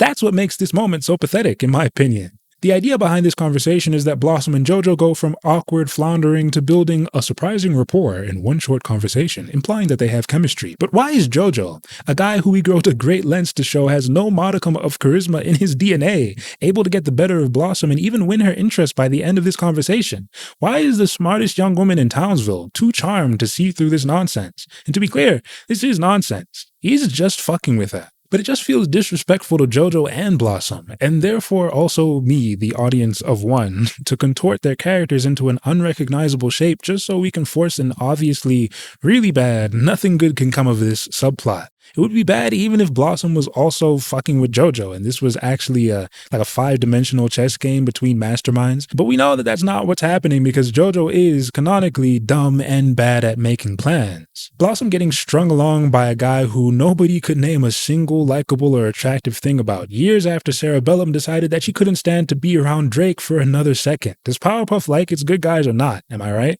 Anyway, it's not unbelievable that Blossom would shun a stable life with her boyfriend in favor of more Townsville bullshit. In fact, watch this. You know who texts Blossom the second before JoJo lands on her doorstep? Clive. Who's Clive again? I don't know. Look, I get it. It's a cool opportunity. I just love our life together. I don't want to ask you to turn it down, but I hope you do. Sorry, doing this on Bitmoji was a stupid idea. Love you. This nigga's on his Tyrese Gibson. Come back to me, shawty. Yo, she's not yours, bro. Really. She's literally left all his texts on read. She's not once called this man. And the only thing he's done is be extremely supportive and attentive to her needs. Is Blossom bored? Is something wrong with him? Does she just want something new? We don't know. It's fine for her to have mixed feelings about her life partner, but it's just not clear why she does. Blossom literally looks at her boyfriend's Bitmoji and sighs. It's over.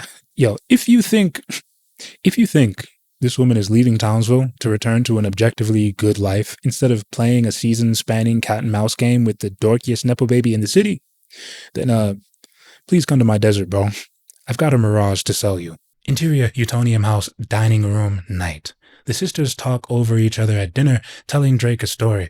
Their energy is magnetic and warm, like old times. Old times? This family enjoyed a brief period of happiness in the 2000s when Cerebellum was around to manage Drake's emotions, but the professor was still wildin' at the time. It's just that the girls were kids and didn't know any better. We're obviously hearkening back to the first few pages of this script when things were good, when times were better. I know it's sweet and maybe this is what the girls always wanted, but I just don't buy it. Not buying it. So, Dad, I come up behind her and zap her. She flies like 20 feet and splats into a wall. The most fucked up family in fiction yucks it up about Buttercup frying a 10-year-old girl's brains and nearly killing her. These are Drake's girls, all right. He says, you know she murdered her parents? As if that makes it better. What, am I supposed to be dancing on her grave now? Drake asks the girls if they're staying in Townsville, which is super nutty because they were only supposed to be in and out of here. It's already been a few days and they didn't get the money they were owed, so there's nothing left to do in Townsville. Blossom has like a life to return to. She presumably took time off of work to be here. Now Drake is asking her if she wants to leave that all behind, as if the question would even make sense to someone like her. What would the girls do in Townsville anyway? Fight crime? There were no crimes being committed that necessitated the presence of superpowered vigilantes until the day these girls showed back up, coincidentally, I'm sure. Buttercup acknowledged this in Act 1. The professor surfed the web like a madman for years, looking for a shred of evidence that evil was brewing in his town and unearthed results this one time. This doesn't seem like a town that needs Powerpuff Girls anymore. And at this point in the pilot, the Sisters 3 have other business to take care of. Business that doesn't involve this town. Comebacks to mount, careers to return to, farms to build, or whatever Buttercup said she wants to do. Before you answer, I just want to say, I know you are individuals with full lives and aspirations, so if picking up your old mantle doesn't feel like your life anymore, I want you to honor that. The girls are shocked by Drake's uncharacteristic clarity. We sure we got that bug out? Sarah called me, which I know wasn't easy for her, and mentioned that I sometimes don't express to you girls that I see you as full people. I said that too, Jerry Orbach. You're my daughters first, and your happiness is all that matters. Drake hasn't earned this moment. His daughters don't even think he's earned this moment, but he's getting it anyway because he seemed sorry about all that shit he did and also came off like a bumbling dork in the last few acts and maybe he almost died, so whatever. But what about all the lying? Where's the evidence that this is actually a changed man? Even if he were ultimately supposed to be the bad guy of this series, what are the girls who abandoned him and only returned to his home seeking money seeing in this guy that justifies them staying in Townsville and presumably living in his house? Because that's what's going to happen. Spoiler, but you can see it coming, right? Drake says the girls need to make a decision and heads off to his lab so we can eat Juno's decade-and-a-half-old nachos. Are we really doing this? I'd be giving up my whole life, a job, a great guy that loves me. I'd be giving up Hollywood. It was my dream. I probably looked pathetic to you guys, but you didn't. I'm giving up backyard chickens. And a lot of other stuff, too, but I'd be lying if I said I didn't miss it. What about you guys? They share nervous glances. Blossom, the most conflicted. Grew up in a small town, and when the rain would fall down, I just stared out my window. This scene, man. Sorry to interrupt. This is just what do you even call this? Why does Blossom have to give up her boyfriend to move back to Townsville? It's clear from the way she treats him that she wants to, and I know why the aliens at the CW thought that she had to, but why does she feel like she has to? Blossom's dynamic with her boyfriend is the weirdest thing about a really weird script. She deliberately ignores him constantly, but never makes it clear that she doesn't feel for him. Now she's almost lamenting at the idea of having to leave him behind. She never considers that he might actually be willing to uproot his life and come figure things out with her here in Townsville. For what? Because she's thinking about JoJo? Blossom could have even asked Clive how he feels about that idea. Maybe this could have even anchored what would be potentially an interesting back and forth throughout the course of this narrative between her and her boyfriend, but she doesn't talk to him, so it doesn't matter. This guy's spamming her with text messages, wondering if he's losing his mind. Am I tripping? Is this not a bit crazy? I'm just flabbergasted at how unserious the final moments of this script are, despite the fact that I probably shouldn't be. Blossom shouldn't have been given a boyfriend. It's not like the writers allow him to contribute to the story in any meaningful way anyway, so what use does he serve other than to give her a person to dump at the end of the narrative? I guess Clive ultimately exists to give Blossom a person to talk to about herself in Act 1.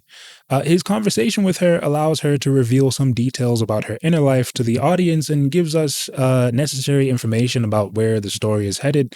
After that, this guy becomes a narrative inconvenience, so Blossom just reads his occasional texts, smiles, then doesn't respond. If the girl were single, we wouldn't have to deal with any of this confusing nonsense. Instead, we keep her partnered but put no effort into developing her relationship or even giving Blossom valid reasons to not want to be with her boyfriend anymore. Now the main character comes off like a dickhead because she's sad about leaving a guy she expressed absolutely no interest in throughout the narrative. Buttercup and Bubbles are both in on this wacky idea of fighting crime and dealing with that again, so they sing Kelly Clarkson's Breakaway, same song they sang to rouse a fainted Blossom. Just like the other time they did this, Blossom is left to join in last, only this time her voice will signal a pact to renew the sisterhood in Townsville. This ought to be an important moment in the story, and it even ought to be good. The Powerpuff Girls aren't starting new lives in Townsville because of their restored ties to the professor. They're doing it because of their bond with each other. Circumstances forced them to separate years ago, and they never really had a moment to reconnect until the professor scammed them into coming back home.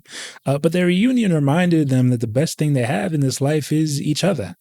So yeah, they're going to stay in Townsville. Because, truthfully, what have any of them found in the last 10 years out in the wide, wide world that's better than this thing that they share? They both stop singing and look to Blossom. Is she in or not? Blossom looks pained, shakes her head. Buttercup and Bubbles share a disappointed nod. A silent beat. Then, I'll spread my wings and I'll learn how to... What? It's an ending that affirms one of the core tenets of the Powerpuff Girls. The sisterhood takes precedence over the individual because the sisterhood is a source of power. Professor Utonium set out to make the perfect little girl, and his recipe yielded 3 girls whose abilities and characteristics reinforce each other's. That tells you all you need to know. The girls are stronger together, they're better characters when together, they are a crime-fighting team. This Powerpuff Girls thing wouldn't work if it was just one of them running around, so they all have to be in on this together. And that's why the girls singing Kelly Clarkson's Breakaway ought to lead us to an emotionally resonant closer. Because that's what the song should represent for them. But that's not actually what the song represents. No, it's just their Remember When We Were Kids song. They're singing Breakaway here because they're essentially agreeing to have an extended slumber party in their childhood home and paper over the traumatic memories this home holds with new ones in their adulthood. The stage directions place emphasis on the girls, quote, singing in each other's faces, visceral, a complete return to childhood. This ending comes off random. Why are we stressing their complete return to childhood? Was this story about childhood? About a loss of innocence? Maybe? I don't know. And I don't think the CW knew either, because Powerpuff isn't actually sure what it wants its pilot to be about. If it's not about childhood or overcoming trauma by way of exploring the inner child, is it about sisterhood? Not really. Is it about the girl's relationship with Drake? Not really. Is it about the expectations placed on women? Not really. Is it about thwarting evil? No. Is it about sex? Nah, as much as people want to say it is. Powerpuff touches on these topics, but it doesn't commit to exploring any one thing. It wouldn't have to in order to be good necessarily, but it would have had an easier time threading the needle by the end if it did, in my opinion. The breakaway scene isn't the culmination of any theme or dramatic question that the script has teed up early on in order to pay off now. The question of whether these girls stay in or leave Townsville was asked 1 or 2 pages ago, just like every other question this script sets up. Drake hears all this commotion from his lab downstairs and knows the girls are staying, so he's happy. He's repairing one of Henrietta's woolly bears for some reason. Drake then reveals a hidden laboratory behind his regular laboratory, and he stores the repaired robot here, amongst other mysterious specimens.